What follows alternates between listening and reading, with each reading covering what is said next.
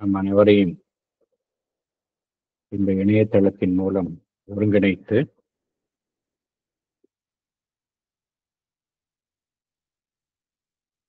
Life divine பயில்வதற்காக நல்ல வாய்ப்பினை நமக்கு அருளியுள்ள பகவானுக்கும் ஸ்ரீ அன்னைக்கும் நமது நன்றியையும் வணக்கத்தையும் அவர்களது பொற்பாதங்களில் சமர்ப்பிப்போம். இத்தருணத்தில் நம் மனதில் எழும் ஒவ்வொரு எண்ணத்தையும், இங்கு நாம் பேசும் ஒவ்வொரு வார்த்தையையும் அவர்களுக்கு காணிக்கையாக சமர்ப்பிப்போம். அனைவருக்கும் மாலை வணக்கம். இப்பொழுது லைஃப் டிவைன்ல புக் 2 சாப்டர் 12 பார்த்து கொண்டிருக்கின்றோம். The origin of the ignorance. Last செஷன்ல பேராகிராஃப் 14 and 15 பார்த்தோம். இந்த செஷன்ல இறுதியான அந்த லாஸ்ட் பேராகிராஃப் 16 நாம் பார்க்கலாம். போன செஷன்ல என்ன பார்த்தோம் என்பதை சற்று நினைவு கூறலாம்.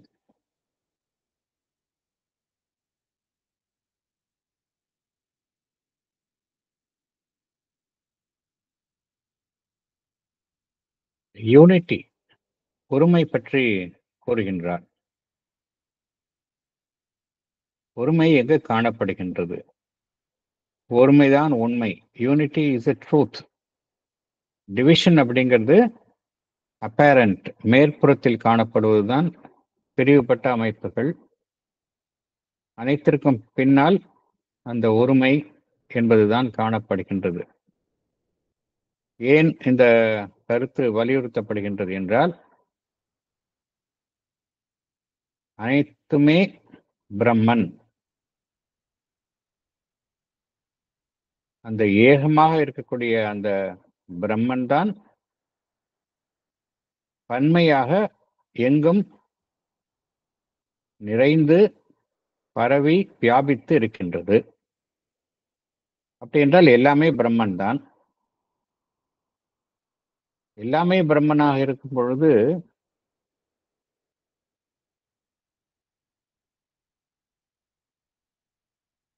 நம்மால் ஏன் அந்த ஒருமையை காண முடிவதில்லை? இந்த பிரிவு என்பது ஒவ்வொரு மனிதரும் தனித்தனியான தோற்றங்களை, தனித்தனியான வடிவமைப்புகளை பெற்றுள்ளதால் ஏற்பட்டுள்ளதா?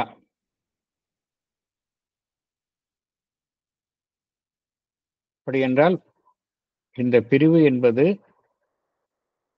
உடலளவில் காணப்படுகின்றது.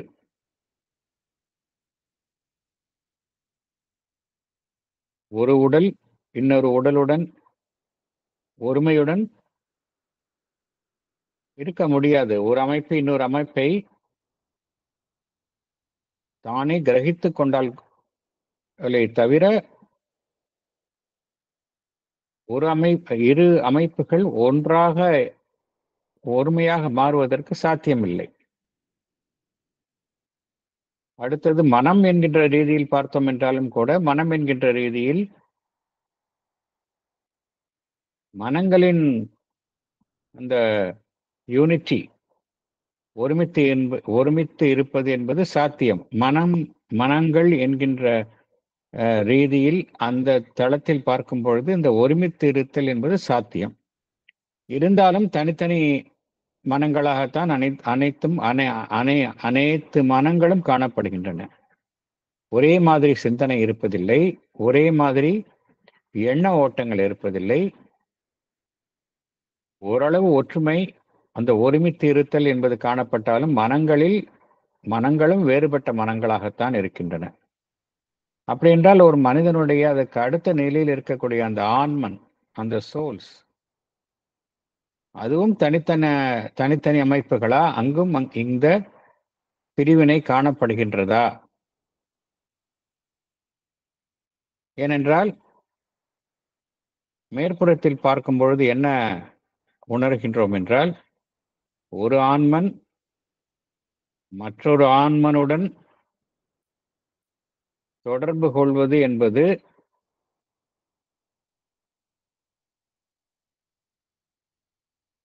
இந்த தொடர்பு என்பது எவ்வாறு சாத்தியம் என்றால், ஒரு உடல் மற்றொரு உடலுடனோ அல்லது ஒரு மனம் மற்றொரு மனத்துடனோ தொடர்பு கொள்வதன் மூலமாகத்தான் இரு ஆன்மாக்கள் ஒன்றிணைய முடியும், தொடர்பு கொள்ள முடியும் என்பது போல் நமக்கு மேற்புறத்தில் காணப்படுகின்றது. ஆகையால் என்ன எண்ணுகின்றோம்? இந்த ஆன்ம ரீதியாக பார்த்தோம் என்றால் ஒருமை என்பது சாத்தியமில்லை. Each soul is incapable of unity with the other soul என்று எண்ணுகின்றோம். The souls are incapable of unity என்று எண்ணுகின்றோம். ஆனால் அவ்வாறு இல்லை என்று பகவான் குறிப்பிடுகின்றார். இதுல உடல் என்பது பார்த்தோம் என்றால் ஒரு பிரிவினை என்கின்ற அம்சத்தினுடைய ஒரு ஆரம்ப நிலை என்று குறிப்பிடுகின்றார். பிரிவினை என்கின்ற அம்சத்தினுடைய டிவிஷன், மேற்புறத்தில் காணக்கூடிய டிவிஷன் என்பதனுடைய பிரிவினை என்பதனுடைய ஆரம்ப நிலை, கீழான நிலை என்னவென்றால் இந்த உடல்கள் தான். ஆனால் இந்த உடல்கள் பிரிந்திருந்தாலும் கூட இயற்கை என்ன செய்கின்றது? அந்த ஒருமையை நோக்கித்தான் இயற்கை பரிணாம வளர்ச்சியில் அதை நோக்கித்தான் சென்று கொண்டிருக்கின்றது. அவ்வாறு அந்த தான் செல்லும் அந்த பயணத்தில் உடல் என்பதை ஒரு ஆரம்ப கட்டமாகத்தான் அந்த இயற்கை அமைத்துக் கொண்டுள்ளது. இயற்கை எதை நோக்கி செல்கின்றது என்றால் அந்த யூனிட்டி. அதில் ஆரம்ப கட்டமாக எது இருப்பது என்றால் உடல். அதன் மூலமாக எதை நோக்கி செல்கின்றது என்றால் ஆன்மனருடன் ஏற்படும் அந்த ஒருமை என்கின்ற ஒரு அம்சத்தை நோக்கித்தான் இயற்கை செல்கின்றது. ஆகையினால் இந்த பிரிவு என்பது ஆன்ம ரீதியில் இல்லை என்று பகவான் குறிப்பிடுகின்றார். இந்த ஒரு அடிப்படை உண்மையை பகவான் கூறுகின்றார். இந்த ஒரு கருத்தை நம்ம போன செஷன்ல பார்த்தோம். எங்கு பூரண ஒன்றிணைப்பு சாத்தியம் என்றால் இந்த சோல் கான்சியஸ்னஸ்ல, at the level of the soul consciousness, ஆன்ம ரீதியான உணர்வு நிலையில்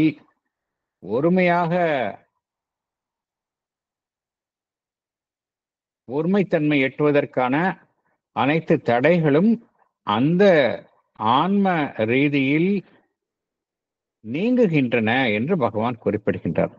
நம்ம பாடி மைண்ட்ல வரும்பொழுது அந்த ஆப்ஸ்டக்கல்ஸ் இருக்கு, ஆப்ஸ்டக்கல்ஸ் டு யூனிட்டி இருக்கு. ஆன்ம ரீதியில் பார்த்தோம் என்றால் இந்த தடங்கல்கள் எல்லாம் அங்கு காணப்படுவது இல்லை என்கின்ற ஒரு உண்மையை பகவான் பகிர்ந்து கொண்டுள்ளார். இதை ஒருவர் நன்றாக விழித்திருக்கும் நிலையிலும் இந்த உண்மையை, இந்த ஆன்மீக அனுபவத்தை ஒருவர் அடைய முடியும் என்று பகவான் குறிப்பிடுகின்றார். ஆகையினால் என்ன கூறுகின்றார்? இந்த பிரிவினை அதன் மூலம் ஏற்படும் அந்த அறியாமை என்பது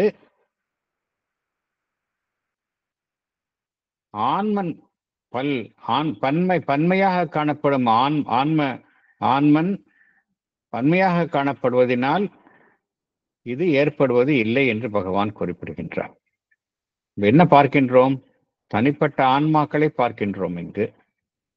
ஆதலால் இங்கு அறியாமை என்பது காணப்படுகின்றதா என்றால் அதனால் இல்லை என்று பகவான் தெளிவுபடுத்துகின்றார்.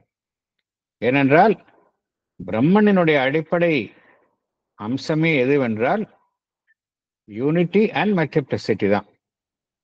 ஆகையினால அறியாமை என்பது பிரம்மனினுடைய அடிப்படை அம்சமே இல்லை என்று பகவான் தெளிவுபடுத்துகின்றார். பிரம்மன் என்பது எல்லா நிலையிலும் காணப்படுகின்றது. பாசிவிட்டி and activity, unity and multiplicity. ஆகினால் பிரம்மன் என்கின்ற தளத்தை ரீதியில் பார்த்தோம் என்றால் அங்கு அறியாமை என்பது காணப்படுவது இல்லை. அது ஒருமையாகவும் இருக்கின்றது, பன்மையாகவும் இருக்கின்றது. அந்த பன்மையாக இருப்பது வந்து ஏகமாக இருப்பது தான் தன்னை பன்மையாக வெளிப்படுத்திக் கொள்கின்றதை ஒழிய பன்மையினுடைய கூட்டுதல் அந்த ஒருமை என்பது கிடையாது. அல்லது ஒருமை என்பதனுடைய ஒரு ஹோல் ஒரு முழுமை என்று எடுத்துக்கொண்டால் அதனுடைய ஃப்ராக்ஷன்ஸ் அது பன்மை கிடையாது என்பதை பகவான் குறிப்பிடுகின்றார். பகவான் என்ன கூறுகின்றார்? சாவித்திரியிலையும் இதே கருத்தை தான் கூறுகின்றார். அந்த ஒன் என்பதை நாம் இன்டீஜர் என்று எடுத்துக்கொண்டால் மல்டிப்ளிசிட்டி என்பது ஃப்ராக்ஷன்ஸ் கிடையாது, பின்னங்கள் கிடையாது, அதுவும் முழுமைதான் என்ற கருத்தை பகவான் கூறுகின்றார். ஆகையினால் இந்த பகவான் இங்க என்ன தெளிவுபடுத்துகின்றார்? பிரம்மன்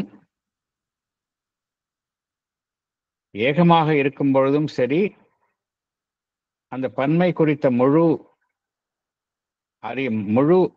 ஞானத்தில் இருக்கின்றது.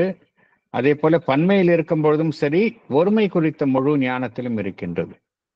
எது குறித்த அறியாமலும் பிரம்மன் இல்லை என்று பகவான் குறிப்பிடுகின்றார். நம்முடைய மேற்புற உணர்வு நிலை சூப்பர்ஃபிஷியல் கான்சியஸ்னஸ், அதுதான் அறியாமையில் இருக்கின்றது. என்ன காரணம் என்றால் அது நம்முடைய உடல் என்கின்ற அமைப்பு, அதனுடன் அடையாளம் கண்டுள்ளது. வாழ்வு என்பது பிரிக்கப்பட்ட நிலையில் இருக்கின்றது, மனம் என்பது பிரிக்கப்பட்டுள்ள நிலையில் இருக்கின்றது. நம்முடைய மேற்புற உணர்வு நிலை சூப்பர்ஃபிஷியல் கான்சியஸ்னஸ் எதனுடன் தன்னை அடையாளம் கண்டுகொண்டு இருக்கின்றது என்றால், தனியாக இருக்கும் நம்முடைய உடல் என்கின்ற அமைப்பு, தனியாக செயல்படும் வாழ்வு டிவைடட் லைஃப், தனியாக செயல்படும் பிரிவுக்குட்பட்ட நிலையில் செயல்படும் மனம் டிவைடிங் மைண்ட், அதனுடன் தன்னை அடையாளம் கண்டு அந்த மேற்புற உணர்வு நிலை அதனுடன் அடையாளம் கண்டு இருப்பதனால்தான் நம்முடைய மேற்புற உணர்வு நிலை அறியாமையில் இருக்கின்றது. ஆகையினால் என்ன அறிந்து கொள்கின்றோம்? அந்த ஆன்ம ரீதியாக பார்த்தோம் என்றால் அந்த அறியாமை என்பது காணப்படுவது இல்லை. பன்மை மல்டிப்ளிசிட்டி இங்கு காணப்படுவது எல்லாமே இந்த உலகத்தில் பன்மை மல்டிப்ளிசிட்டி, அது அறியாமைக்கு காரணம் இல்லை. It is not the cause of ignorance. ஏன் பகவான் இதை தெளிவுபடுத்துகின்றார் என்றால், பிரம்மனினுடைய ஏகமாக இருக்கும் நிலை ஒன்றுதான் உண்மையான நிலை. இந்த பன்மை என்கின்ற நிலையில் அனைத்துமே இருப்பதனால்தான் நாம் அறியாமையில் இருக்கின்றோம். பிரம்மன் நிச்சயமாக அறியாமையில் இருக்க முடியாது. ஆகினால் இங்கு காணப்படும் அனைத்தும் ஒரு மாயை என்கின்ற ஒரு கருத்து, சில அமைப்புகள் இந்த கருத்தை வலுவாக ஆதரித்து அதன் பேரில் கோட்பாடுகளை அமைத்த வண்ணம் இருந்தன. ஆகையினால் மல்டிப்ளிசிட்டி, யூனிட்டி இவை இரண்டையுமே அவர்களால் ஒத்துசைவுடன் பொருத்த முடியவதில்லை. பிரம்மன் என்பது ஏகமாக இருப்பது, இங்கு காணப்படுவது எல்லாமே பன்மையான அமைப்புகளை காண்கின்றோம், மல்டிப்ளிசிட்டி. இது எப்படி சாத்தியம்? ஆகையினால் ஏதோ ஒன்று பொய்யாக இருக்க வேண்டும். பிரம்மன் என்பது பொய்யாக இருப்பதற்கு சாத்தியமில்லை. ஆகையினால் இங்கு காணப்படும் அனைத்து அம்சங்களும் நம்மால் காணப்படும் ஒரு பொய்யான விஷயங்கள், மாயை என்று கூறின. அது இல்லை என்று பகவான் குறிப்பிடுகின்றார். அந்த உண்மைதான் மல்டிப்ளிசிட்டியாக இருக்கின்றது. மல்டிப்ளிசிட்டி என்கின்ற பன்மை என்கின்ற அம்சம் அறியாமைக்கு காரணமாக இல்லை என்று பகவான் குறிப்பிடுகின்றார். அப்படி என்றால் எது அறியாமைக்கு காரணமாக இருக்கின்றது என்பதை பகவான் அடுத்த பேராகிராஃப் 16, இந்த லாஸ்ட் பேராகிராஃப்ல பகவான் தெளிவுபடுத்துகின்றார். ஏற்கனவே இந்த கருத்தை கூறியுள்ளார், தற்பொழுது மேலும் தெளிவுபடுத்துகின்றார். பேராகிராஃப் 16க்கு உள்ளே செல்லலாம். Chapter 12, The Origin of the Ignorance. Paragraph 16. Ignorance, as we have already stated, comes in at a later stage, as a later moment, when mind is separated from its spiritual and supramental basis and culminates in this earth life where the individual consciousness in the many identifies itself by dividing mind with the form, which is the only safe basis of division. But what is the form? It is, at least as we see it here, a formation of concentrated energy, a knot of the force of consciousness in its movement, a knot maintained in being by a constant whirl of action. But whatever transcendent truth or reality it proceeds from or expresses, it is not in any part of itself in manifestation, durable or eternal. It is not eternal in its integrality, nor in its constituting atoms, for they can be disintegrated by dissolving the knot of energy in constant, concentrated action, which is the sole thing that maintains their apparent stability. It is a concentration of tapas in movement of force on the form, maintaining it in being, which sets up the physical basis of division. Thank you, sir. Thank you.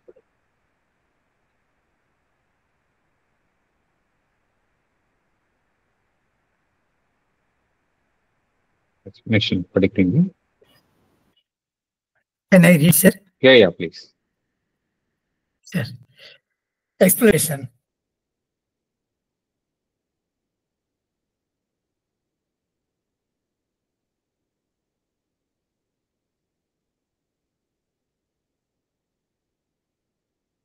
So, Jayji, you have unmute your mic. Sorry, sir. Sorry, sir. Explanation. Ignorance comes as a later moment when mind is separated from its spiritual and supramental basis. It culminates in this earthly life where the individual consciousness in the many identifies itself by dividing mind with the form. The individual form which each being possesses is the only safe basis of division. What we call the form is a formation of concentrated energy. It is a knot of the force of consciousness in its movement. It is a knot maintained in being by a constant will of action. It is true that the form originates from the transcendent truth, that is Sat Chit Ananda, and is its expression. Yet it is not durable or eternal in any part of itself in manifestation. It is the knot of energy in constant concentrated action, the sole thing that maintains the apparent stability of the atoms that constitute the form. The form is not eternal in its integrality, nor in its constituting atoms, because the constituting atoms can be disintegrated by dissolving the knot of energy. There is a concentration of tapas in movement of force on the form, maintaining it in the being. This concentration sets up the physical basis of division. Thank you, sir. Thank you. என்னுடைய voice கிளியரா கேக்குதா? கேக்குது sir. கேக்குது sir. கேக்குதா? Okay. கேக்குது sir.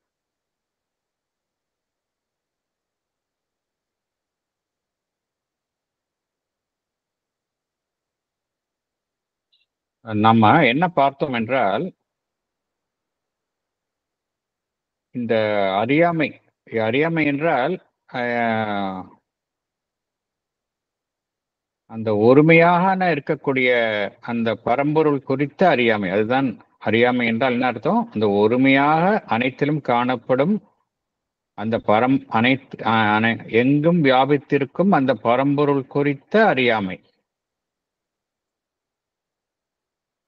நாம் தனித்தனியான அமைப்புகளாகத்தான் அனைத்தையும் பார்க்கின்றோம். நம்மையும் அவ்வாறு தான் பார்க்கின்றோம். அதற்கு என்ன காரணம் என்றால், நம்முடைய மேற்புற உணர்வு நிலை, சூப்பர்ஃபிஷியல் கான்ஷியஸ்னஸ், அது என்ன செய்கின்றது? தனியாக இருக்கக்கூடிய உடல் என்கின்ற அமைப்பு, தனியாக செயல்படக்கூடிய வாழ்வு என்கின்ற சக்தி, தனியாக இயங்கக்கூடிய மனம், இதனுடன் அடையாளம் கண்டுகொண்டு அனைத்தையும் தனித்தனியாக பார்க்கின்றது என்பதை பார்க்கின்றோம்.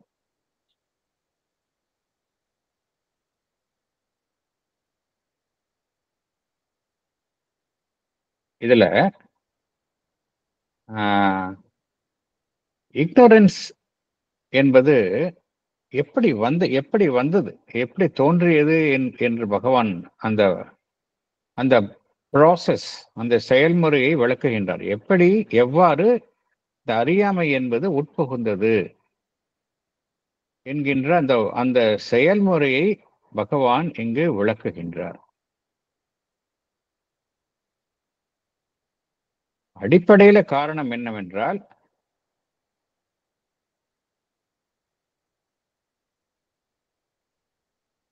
மனம் என்ன செய்கின்றது? அதனுடைய ஆதி மூலமான அந்த அதிமனம், அதனுடைய ஆன்மீக மூலத்தில் இருந்து அது பிரிந்து வந்துள்ளது. மனம் எதனில் இருந்து பிரிந்து வந்துள்ளது என்றால், அந்த அதிமனத்தில் இருந்துதான் பிரிந்து வந்துள்ளது. அதிமனத்தில் இருந்து பிரிந்து வந்துள்ள அந்த நிலையில்தான் அறியாமை என்பது தோன்றுகின்றது. அதிமனம் என்கின்ற நிலையில் இருக்கின்ற வரைக்கும் இருக்கும் வரைக்கும் மனத்திற்கு அந்த எங்குமே அந்த ஒருமையைத்தான் காண முடியும். பன்மை இருந்தாலும் அதில் ஒருமையைத்தான் அதனால் காண முடியும். ஆனா அதிலிருந்து கீழே பிரிந்து வரும்பொழுது என்ன நடைபெறுகின்றது என்றால், அங்குதான் அறியாமை என்கின்ற ஒரு இயக்கம் தோன்றுகின்றது.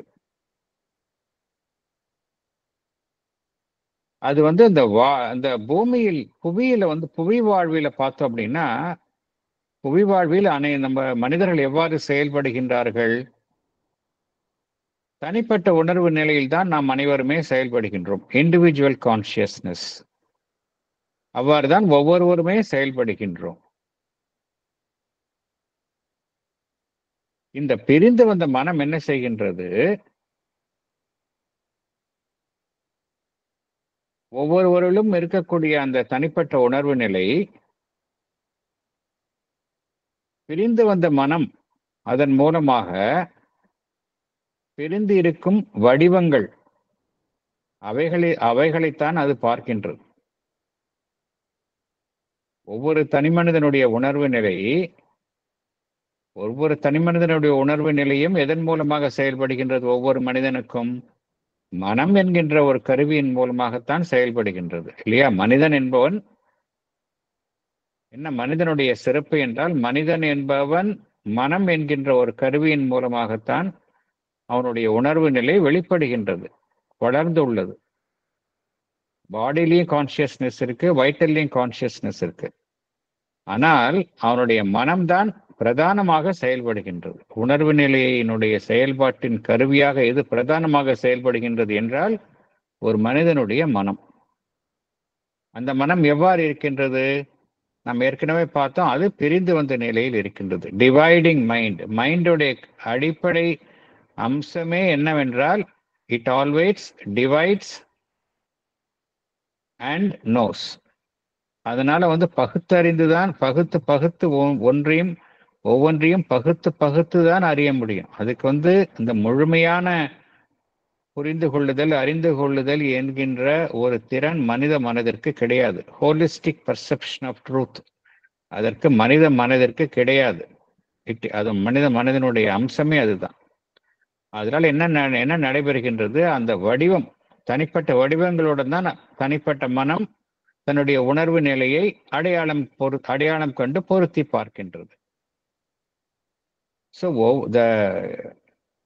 இந்த பிரிவு என்பது வெவ்வேறு அமைப்புகளுக்கு இருக்கக்கூடிய வெவ்வேறு ஜீவன்களுக்கு இடையில் உள்ள பிரிவு என்பது எதை ஒட்டி அமைகின்றது என்றால் இந்த தனிப்பட்ட வடிவங்கள், த இண்டிவிஜுவல்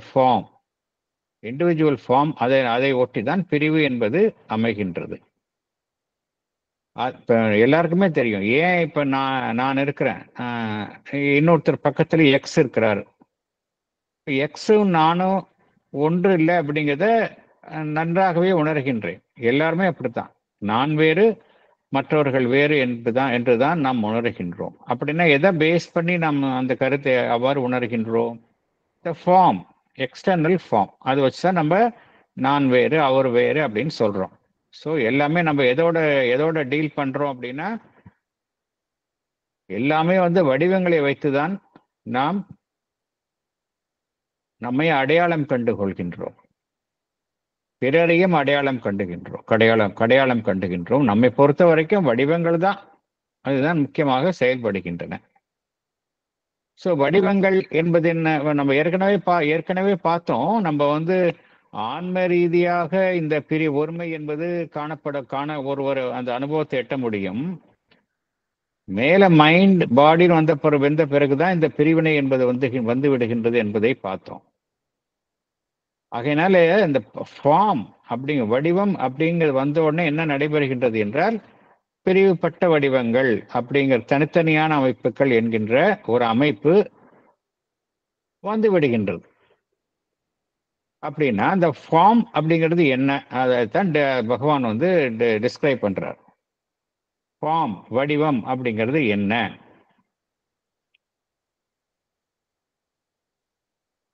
நமக்கு தெரியும், ஒன்றை உருவாக்க வேண்டும் என்றால் என்ன தேவைப்படுகின்றது? ஒரு சக்தி தேவைப்படுகின்றது. உதாரணத்திற்கு ஒரு பொருளை உருவாக்குகின்றோம். ஒரு பொருளை தயாரிப்பதற்கு ஒரு சக்தி தேவைப்படுகின்றது. சக்தி இல்லாம எதையுமே உருவாக்க முடியாது. ஒன்றை உருவாக்க வேண்டும் என்றால், ஒரு பொருளை தயாரிக்க வேண்டும் என்றால், ஒரு வடிவத்தை உருவாக்க வேண்டும் என்றால், சம் ஃபார்ம் ஆஃப் எனர்ஜி, ஏதோ ஒரு வகையான சக்தி தேவைப்படுகின்றது. அப்படி பார்க்கும் பொழுது ஒவ்வொரு வடிவமும், ஒவ்வொரு மனித வடிவமும்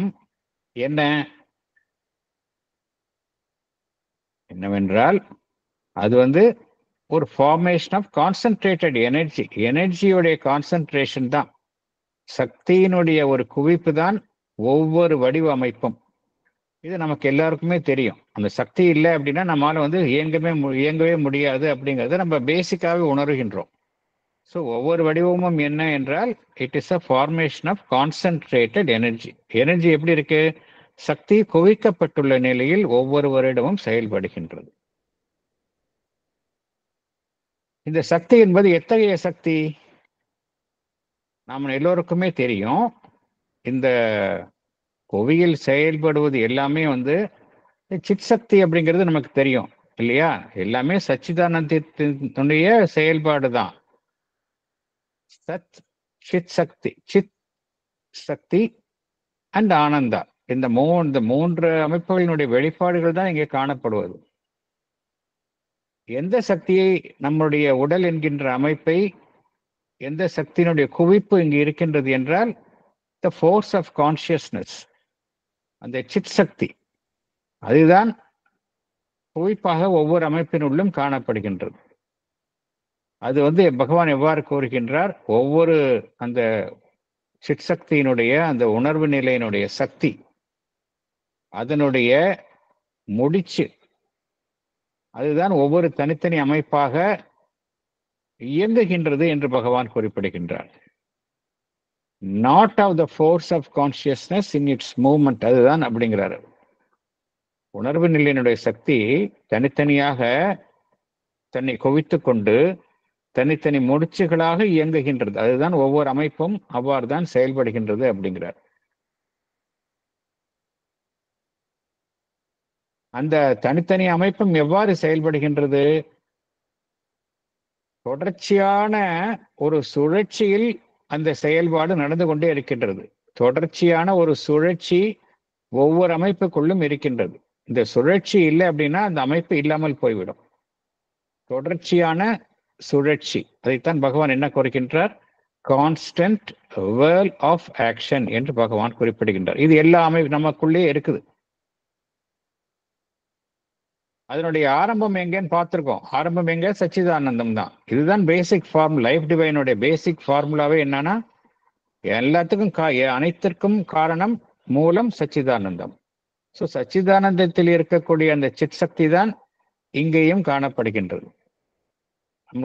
நம்மை உடலை தாங்கியுள்ள வடிவம், அந்த வடிவம் என்பது ஒரு சக்தியினுடைய குவிப்பு. அதனுடைய மூலம் எங்கே இருக்கின்றது? அனைத்தையும் எல்லாம் கடந்த நிலையில் உள்ள ஒரு பேருண்மை. அதுதான் டிரான்செண்டன்ட் ட்ரூத் என்று பகவான் குறிப்பிடுகின்றார். சச்சிதானந்தம், அதனுடைய வெளிப்பாடு தான் நம்முடைய உடல். அப்படின்னா இந்த நாம் எல்லோருமே அந்த சச்சிதானந்தத்தினுடைய அடிப்படை அம்சமே என்ன பார்த்தோம் அப்படின்னா, சாஸ்வதம், இம்மார்டாலிட்டி, அழியாமல் இருப்பதுதான். நாம் எல்லோருமே அழியாமல் தான் இருக்க வேண்டும். ஆனால் நம்முடைய வடிவம் அவ்வாறு இல்லை. நம்முடைய வடிவம்,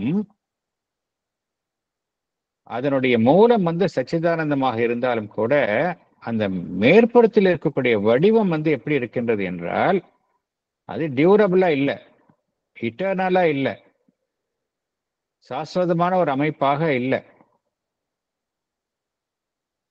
ஏன் அவ்வாறு இல்லை என்றால் பகவான் அதையும் விளக்குகின்றார்.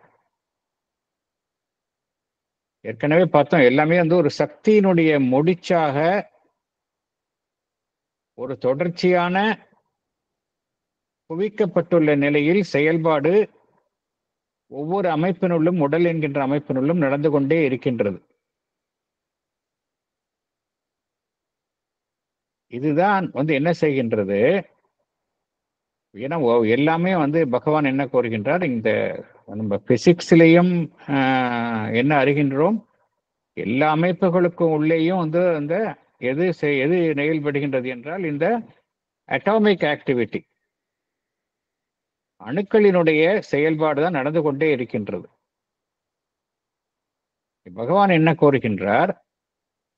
இந்த கான்ஸ்டன்ட் கான்சென்ட்ரேட்டட் ஆக்ஷன் அப்படிங்கிறார். தொடர்ச்சியான குவிக்கப்பட்டுள்ள நிலையில் நடைபெறும் செயல்பாடு என்பதுதான் என்ன செய்கின்றது? நம்ம உள்ளே இயங்கக்கூடிய ஒவ்வொரு அமைப்பினுள்ளும் இயங்கக்கூடிய அந்த அட்டாமிக் ஆக்டிவிட்டி, அதற்கு ஒரு ஸ்திரத்தன்மையை அளிக்கின்றது என்று கூறுகின்றார். எல்லாமே இந்த வடிவம் என்பது வடிவத்தினுடைய மூலக்கூறாக எது காணப்படுகின்றது என்றால், எல்லாமே அந்த அட்டாமிக் ஸ்ட்ரக்சர் தான் ஒவ்வொரு வடிவத்தினுள்ளும் காணப்படுகின்றது. பகவான் என்ன கோருகின்றார்?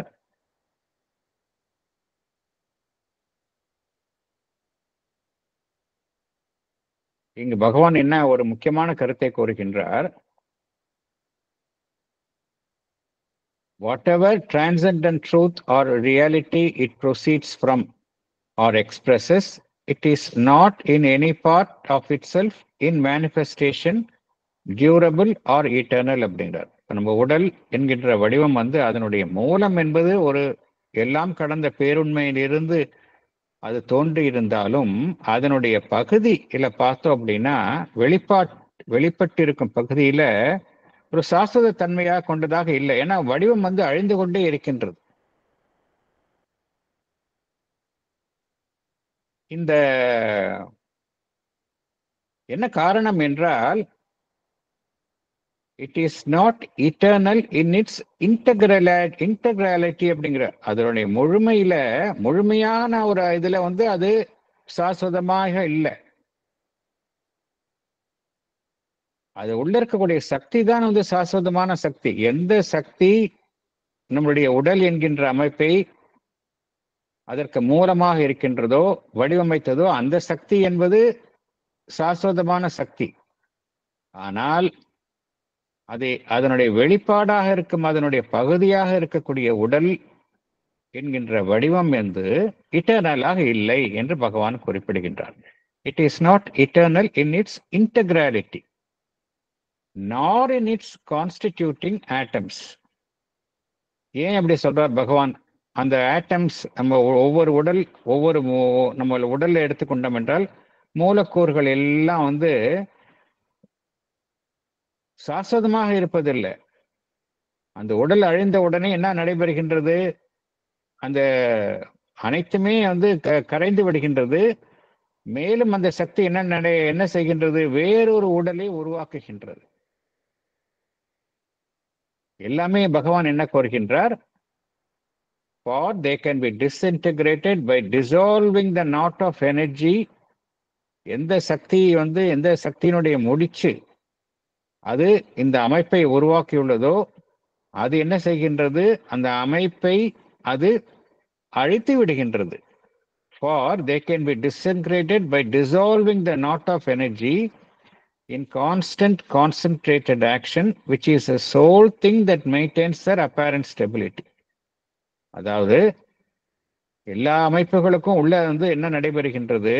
எல்லா அமைப்பும், உடலை நின்ற அமைப்பை எடுத்துக்கொண்டால் அங்கு என்ன நடைபெற்று கொண்டே இருக்கின்றது என்றால், தொடர்ச்சியான ஒரு குவிக்கப்பட்டுள்ள நிலையில் ஒரு செயல், அந்த சக்தியினுடைய குவிப்பு இருக்கின்றது. அதுதான் அந்த அமைப்பிற்கு ஒரு ஸ்திரத்தன்மையை வழங்கி கொண்டே இருக்கின்றது. அந்த சக்தி என்ன நடைபெறுகின்றது? தன்னை கரைத்துக் கொள்கின்றது. ஒரு காலத்திற்கு பின்பு கலைத்துக் கொள்கின்றது. அதை சார்ந்துள்ள அந்த வடிவமும் கரைந்து போகின்றது. ஆனால் அந்த சக்தி அழிந்து விடுவதில்லை. என்ன செய்கின்றது? மீண்டும் அதே அமைப்புகளை கொண்டு வேறொரு வடிவத்தை உருவாக்குகின்றது. ஆகையினால் பகவானை என்ன கோருகின்றார்? இந்த ஒவ்வொரு வடிவத்தையும் எடுத்துக்கொண்டால் வடிவம் என்பது என்ன அப்படி என்றால், it is a concentration of tapas in movement of force அப்படிங்கிறார். எல்லாமே அந்த சித் சக்தி தான், உணர்வு நிலையினுடைய அந்த சக்தி தான். அது தன்னை ஒரு குவித்து கொண்ட நிலையில் இருக்கின்றது. குவித்து கொண்ட நிலையில் மாத்திரம் இருப்பது அல்லாமல் அது செயல்படும் நிலையிலும் இருக்கின்றது. ஒவ்வொரு வடிவத்தினுள்ளும் அது தன்னை குவித்துக் கொண்டும் செயல்படும் நிலையில் இருக்கின்றது. It is a concentration of tapas in movement of force on the form, maintaining it in being. அது அப்படியே செயல்பட்டு கொண்டே இருப்பதனால்தான் இந்த உடல் என்கின்ற அமைப்பு இருந்து கொண்டே இருக்கின்றது. which sets up the physical basis of division. அவ்வாறு செயல்பட்டு கொண்டே இருக்கின்றது. தனிப்பட்ட உடல் என்கின்ற அமைப்பு இருந்து கொண்டே இருக்கின்றது. அதனால் என்ன நடைபெறுகின்றது? பிசிக்கலா பார்த்தோம் அப்படின்னா ஒரு தனிப்பட்ட ஒரு உருவம், தனிப்பட்ட ஒரு அமைப்பு என்கின்ற ரீதியில் அந்த பிரிவினையை நாம் பார்க்கின்றோம். இங்க பகவான் முக்கியமான ஒரு கருத்தை கூறுகின்றார். வடிவம் என்றால் என்ன? வடிவம் என்றால் என்ன என்பதற்கு பகவான் தரக்கூடிய விளக்கத்தை நாம் நன்றாக புரிந்து கொள்ள வேண்டும். என்னவென்றால் அது ஒரு concentration of energy. Form is a concentration of energy and consciousness. சக்தி மற்றும் உணர்வு நிலையினுடைய ஒரு குவிப்பு, அதுதான் வடிவம் என்று பகவான் தெளிவுபடுத்துகின்றார். அது என்ன அப்படின்னா டென்சிஃபிகேஷன், ஒரு திடமான நிலை, இறை உணர்வு நிலை, டிவைன் கான்சியஸ்னஸ் தன்னை திடமான நிலையில் தன்னை வெளிப்படுத்துவதுதான் ஒரு வடிவம் என்பது என்று பகவான் குறிப்பிடுகின்றார். ஏன் அது அப்படி என்றால், ஏன் அது சாஸ்வதமாக இல்லை? சாஸ்வதமாக இருந்தால் எந்த உடலும் அழியக்கூடாது இல்லையா? ஏன் சாஸ்வதமாக இல்லை என்றால், அது வெறும் சக்தியினுடைய முடிச்சாகத்தான் செயல்படுகின்றது. It is only a knot of energy. அந்த முடிச்சை எப்பொழுது வேணாலும் அவிழ்த்துக் கொள்ளலாம். அவிழ்த்து கொண்டு வேறொரு முடிச்சை அது உருவாக்குகின்றது. அதனால்தான் அது சாஸ்வதமாக இல்லை. அது நம்ம டிஸ்மேண்டில் பண்ணிடலாம், பிரித்து ஒவ்வொரு அங்கமாக அதை பிரித்து விடலாம். பிரித்து விட்டால் என்ன நடைபெறுகின்றது? அந்த சக்தியும் அதிலிருந்து வெளியேறுகின்றது. ஆகையினால்தான் வடிவங்கள் பார்த்தோம் அப்படின்னா அது பெர்மனன்ட் கிடையாது. Form is not very permanent, but energy is permanent. வடிவம் என்பது ஒரு நிலையான ஒரு அமைப்பு கிடையாது. அந்த வடிவத்தை உருவாக்கும் அந்த கான்சியஸ்னஸ் ஃபோர்ஸ், சித்தத்தி என்பதுதான் சாஸ்வதமானது. அதனால்தான் உண்மையிலேயே பகவான் என்ன கூறுகின்றார், அந்த சித்தத்தி என்பதை லைஃப் ஃபோர்ஸ் என்றுதான் பகவான் குறிப்பிடுகின்றார். பகவான் அந்த லைஃப் என்கின்ற சாப்டரிலும் சரி என்ன கூறுகின்றார், death is always a renewal of life, death is a continuation of life, by death life renews itself, வாழ்வு தன்னை புதுப்பித்துக் கொள்கின்றது என்றுதான் கூறுகின்றார்.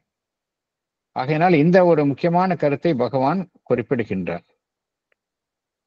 ஒரு மனிதன் இருந்தாலும் உடல் அழிந்தாலும் மரணம் என்பது இறுதியான ஒரு முடிவு கிடையாது. அந்த எந்த சக்தி, எந்த உணர்வு நிலை அந்த உடல் என்பதை உருவாக்கியதோ அதே சக்தி என்ன செய்கின்றது, அந்த அமைப்பில் இருந்து பிரிந்து வேறொரு உடலை உருவாக்குகின்றது. சோ எது அழிகின்றது என்றால் அந்த வடிவம் தான் அழிகின்றது என்கின்ற கருத்தை நாம் அறிகின்றோம். உதாரணத்திற்கு ஒரு குழந்தைகளை எடுத்துக்கொள்ளலாம். குழந்தைகள் களிமண்ணில் பொம்மைகளை செய்கின்றன. ஒரு பொம்மையை அழகாக வடிவமைக்கின்றது. பின்பு என்ன செய்கின்றது, அந்த அதை அழித்துவிட்டு வேறொரு பொம்மையை உருவாக்குகின்றது. ஆகையினால அடிப்படை அம்சம் மூலக்கூறு மாறுவது இல்லை, வடிவங்கள் தான் மாறுகின்றன. ஃபார்மேஷன் தான் டிசால்வ் ஆகுது. கான்சியஸ்னஸ் எனர்ஜி அந்த ஃபோர்ஸ் ஒரு அமைப்பிலிருந்து மற்றொரு அமைப்புக்கு மீண்டும் செல்கின்றது என்கின்ற ஒரு கருத்தை தான் பகவான் குறிப்பிடுகின்றார். ஆகையினால் இங்கு என்ன முக்கியமான கருத்தை கூற வருகின்றார் என்றால், இந்த டிவிஷன் என்பதற்கான ஒரு அடிப்படை அமைப்பு எதுவாக இருக்கின்றது என்றால் வடிவம் தான் இருக்கின்றது. அந்த வடிவத்தில் எது முக்கியமான ஒரு அம்சமாக காணப்படுகின்றது என்றால் அந்த concentration of energy, concentration of consciousness force அப்படிங்கிறது. இந்த கான்சென்ட்ரேஷன் தான் அனைத்திற்கும் அந்த அறியாமை என்பதற்கு அடிப்படையில காரணமாக இருக்கின்றது என்பதைத்தான் எக்ஸ்க்ளூசிவ் கான்சென்ட்ரேஷன், இதுதான் அறியாமை என்பதற்கு அடிப்படை காரணமாக இருக்கின்றது என்ற கருத்தை பகவான் விளக்குகின்றார். மேற்கொண்டு செல்லலாம்.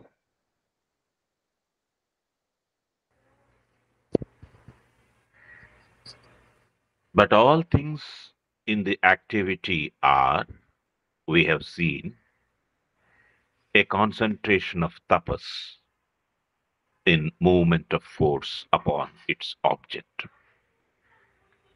The origin of the ignorance must then be sought for in some self-absorbed concentration of tapas, of conscious force in action on a separate movement of the force.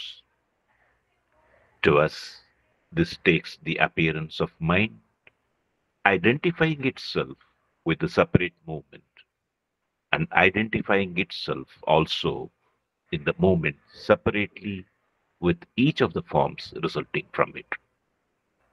So, it builds a wall of separation which shuts out the consciousness in each form from awareness of its own total self, of other embodied consciousnesses, and of universal being. It is here that we must look for the secret of the apparent ignorance of the embodied mental being, as well as of the great apparent inconscience of physical nature. We have to ask ourselves, what is the nature of this absorbing, this separating, this self-forgetful concentration, which is the obscure miracle of the universe? Thank you. Explanation.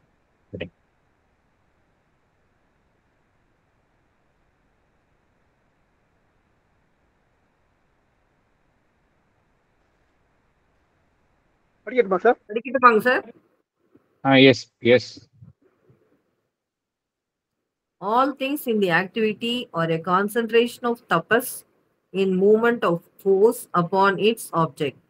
Therefore, the origin of the ignorance must be sought for in some self-absorbed concentration of tapas, in the self-absorbed concentration of conscious force in action on a separate movement of the force.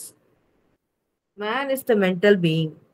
Therefore, this self-absorbed concentration takes the appearance of mind, identifying itself with a separate movement.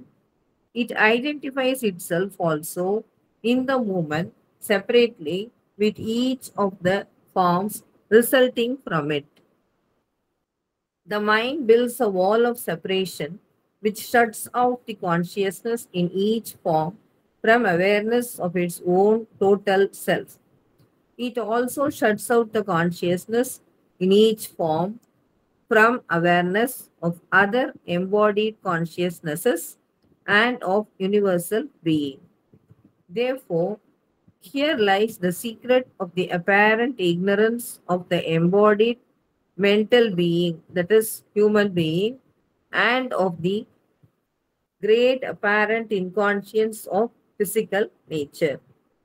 We should look deep into the nature of this absorbing, this separating, this self-forgetful concentration, which is the obscure miracle of the universe. Thank you, Thank sir. you. Thank you. Thank you. எல்லா செயல்பாடும் சரி, இந்த உலகத்துல எல்லா செயல்பாடும் சரி எப்படி நடைபெறுகின்றது? இப்போ ஃபார் எக்ஸாம்பிள் ஒரு பொருளை நகர்த்துறோம்னு வச்சுக்கலாம். அந்த பொருளை நகர்த்தும் போது என்ன செய்கின்றோம்? நம்மளுடைய சக்தியை அந்த பொருளின் மீது ஓரளவு நாம் குவித்து அந்த பொருளை நகர்த்துகின்றோம். இப்படிதான் ஒவ்வொரு செயல்பாட்டிற்கு பின்னால என்ன நடைபெறுகின்றது? ஒரு சக்தியினுடைய குவிப்பு. அதனால்தான் ஒவ்வொரு செயல்பாடும் இந்த உலகத்தில் நடைபெறுகின்றன. ஆகையினால என்ன நடைபெறுகின்றது? எல்லா விதமான செயல்பாடுகளுக்கும் பின்னாடி பகவான் என்ன கூறுகின்றார்? a concentration of தபஸ் அப்படிங்கிறார். தபஸ் அப்படின்னா என்ன அர்த்தம் அப்படின்னா, ஒன்றின் மீது சக்தியை குவித்துக் கொள்வது. அதுதான் கான்சன்ட்ரேஷன் ஆஃப் தபஸ் என்று கூறுகின்றார். தபஸ் என்பது எப்படின்னா இன்குபேஷன் மாதிரி. எப்படி ஒரு கோழி முட்டையை அடைகாத்து அதிலிருந்து ஒன்றை உருவாக்குகின்றதோ அதுபோலதான் தபஸ் என்பதும். நமக்குள்ளேயே இந்த தபஸ் செய்து நம்மிலிருந்து ஒன்றை உருவாக்குகின்றோம். It is a concentration of tapas in movement of force upon its object. ஒரு பொருளின் மீது சக்தியை பிரயோகம் செய்து எதன் மூலமாக பிரயோகம் செய்கின்றோம் என்றால் அந்த ஒரு குவிப்பின் மூலம் பிரயோகம் செய்கின்றோம். ஒரு பொருளை நகர்த்தணும் அப்படின்னா என்ன பண்றோம்? கான்சென்ட்ரேட் பண்ணி தானே நகர்த்துறோம். இல்லாட்டி என்ன நடைபெறுகின்றது? கான்சென்ட்ரேட் செய்யலை அப்படின்னா அந்த பொருளை நம்ம மிஸ்யூஸ் பண்ணிடுவோம். பொருளை ஒரு கேர்ஃபுல்லா நகர்த்தணும் அப்படின்னாவே நம்ம கான்சென்ட்ரேட் பண்ணி தான் அந்த ஃபோர்ஸை பிரயோகிக்கிறோம். எல்லா செயல்பாடும் அப்படித்தான் நடைபெறுகின்றது. அதைத்தான் பகவான் என்ன கூறுகின்றார்? a concentration of tapas in movement அப்படிங்கிறார். Movement of force upon its object அப்படிங்கிறார். இந்த கான்சென்ட்ரேஷன் ஆஃப் ஃபோர்ஸ் அப்படி இல்லை அப்படின்னா இந்த உலகத்தில் எதுவுமே இயங்காது. இது அடிப்படையில் உண்மை, நம்ம தெரிஞ்சது. இயங்குதல் அப்படிங்கிறது இல்லை அப்படின்னா எதுவுமே இந்த உலகத்தில் இயங்காது, பிரபஞ்சத்தில் எதுவுமே இயங்காது. ஆகையினால் இந்த உலகம் என்பது இயங்குவதற்கு இயக்கம் என்பது தேவையாக இருக்கின்றது. இயக்கம் என்பது தேவை. இயக்கம் என்பது நடைபெற வேண்டும் என்றால் அதற்கு பின்னால ஒரு சக்தியினுடைய குவிப்பு என்பது தேவைப்படுகின்றது. சக்தியினுடைய குவிப்பு என்பது இல்லை என்றால் இயக்கம் என்பது நடைபெறாது. ஆகையினால அந்த இயக்கம், அந்த கான்சென்ட்ரேஷன், குவிப்பு என்பது எப்படி இருக்கின்றது? செல்ஃப் அப்சார்ப்டு கான்சென்ட்ரேஷன் ஆஃப் தபஸ் அப்படிங்கிறார். அதாவது தன்னைத்தானே ஒரு நிலையில் முழுவதுமாக அந்த நிலையில் மூழ்கி மற்றவை குறித்து அறியாமல் இருத்தல். அதுதான் செல்ஃப் அப்சார்ப்டு கான்சென்ட்ரேஷன். ஒரு ஒரு புத்தகத்தை நாம் படிக்கின்றோம், ஆழ்ந்து படிக்கும் பொழுது நாம் அதில் மூழ்கி விடுகின்றோம். அதுதான் self absorbed concentration.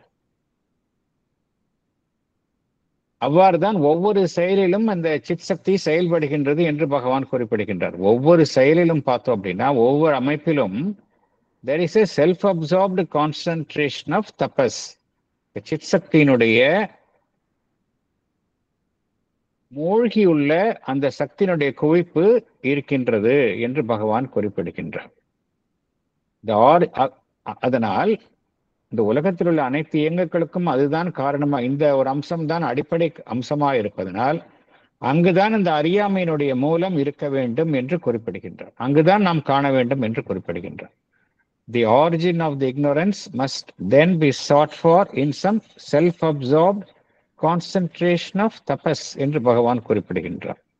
Of conscious force in action on a separate movement of force of the force.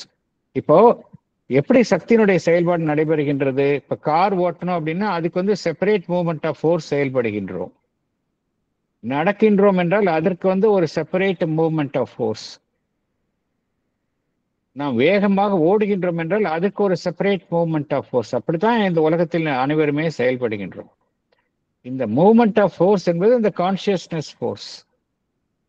அது அந்த நிலையில் செயல்படும் பொழுது என்ன நடைபெறுகின்றது என்றால், எந்த செயலில் தன்னை ஈடுபடுத்திக் கொள்கின்றதோ அதில் முற்றிலுமாக தன்னை அதில் மூழ்கி மற்றவை குறித்து அறியாமையில் இருக்கின்றது. அதுதான் செல்ஃப் அப்சார்ப்டு கான்சென்ட்ரேஷன் ஆஃப் தபஸ். இந்த நிலையில் தான் நாம் ஆழ்ந்து அறியாமை என்பது எவ்வாறு உருவாகின்றது என்பதை கண்டறிய வேண்டும் என்று குறிப்பிடுகின்றார். இது நம்மை பொறுத்த வரைக்கும் எப்படி காணப்படுகின்றது? நம்முடைய மனம் என்ன செய்கின்றது? மனம் ஒரு தனிப்பட்ட இயக்கத்துடன் அது அடையாளம் கண்டு கொள்கின்றது. இப்ப தற்பொழுது நான் பேசுகின்றேன் என்றால் இந்த இயக்கத்தின் மட்டுமே என்னுடைய மனம் தன்னை ஈடுபடுத்திக் கொள்கின்றது. வேறு எது குறித்தும் எது குறித்த ஒரு ஒரு ஞானமும் எனக்கு இருப்பதில்லை. இந்த சமயத்துல வந்து பார்த்தோம் அப்படின்னா என்னுடைய மனம் இதில் மாத்திரமே முழுவதுமாக தன்னுடைய கவனத்தை குவித்துள்ளது. மற்றவை குறித்த அறியாமையில் இருக்கின்றேன். அப்படிதான் பார்க்கணும். மற்றவை குறித்த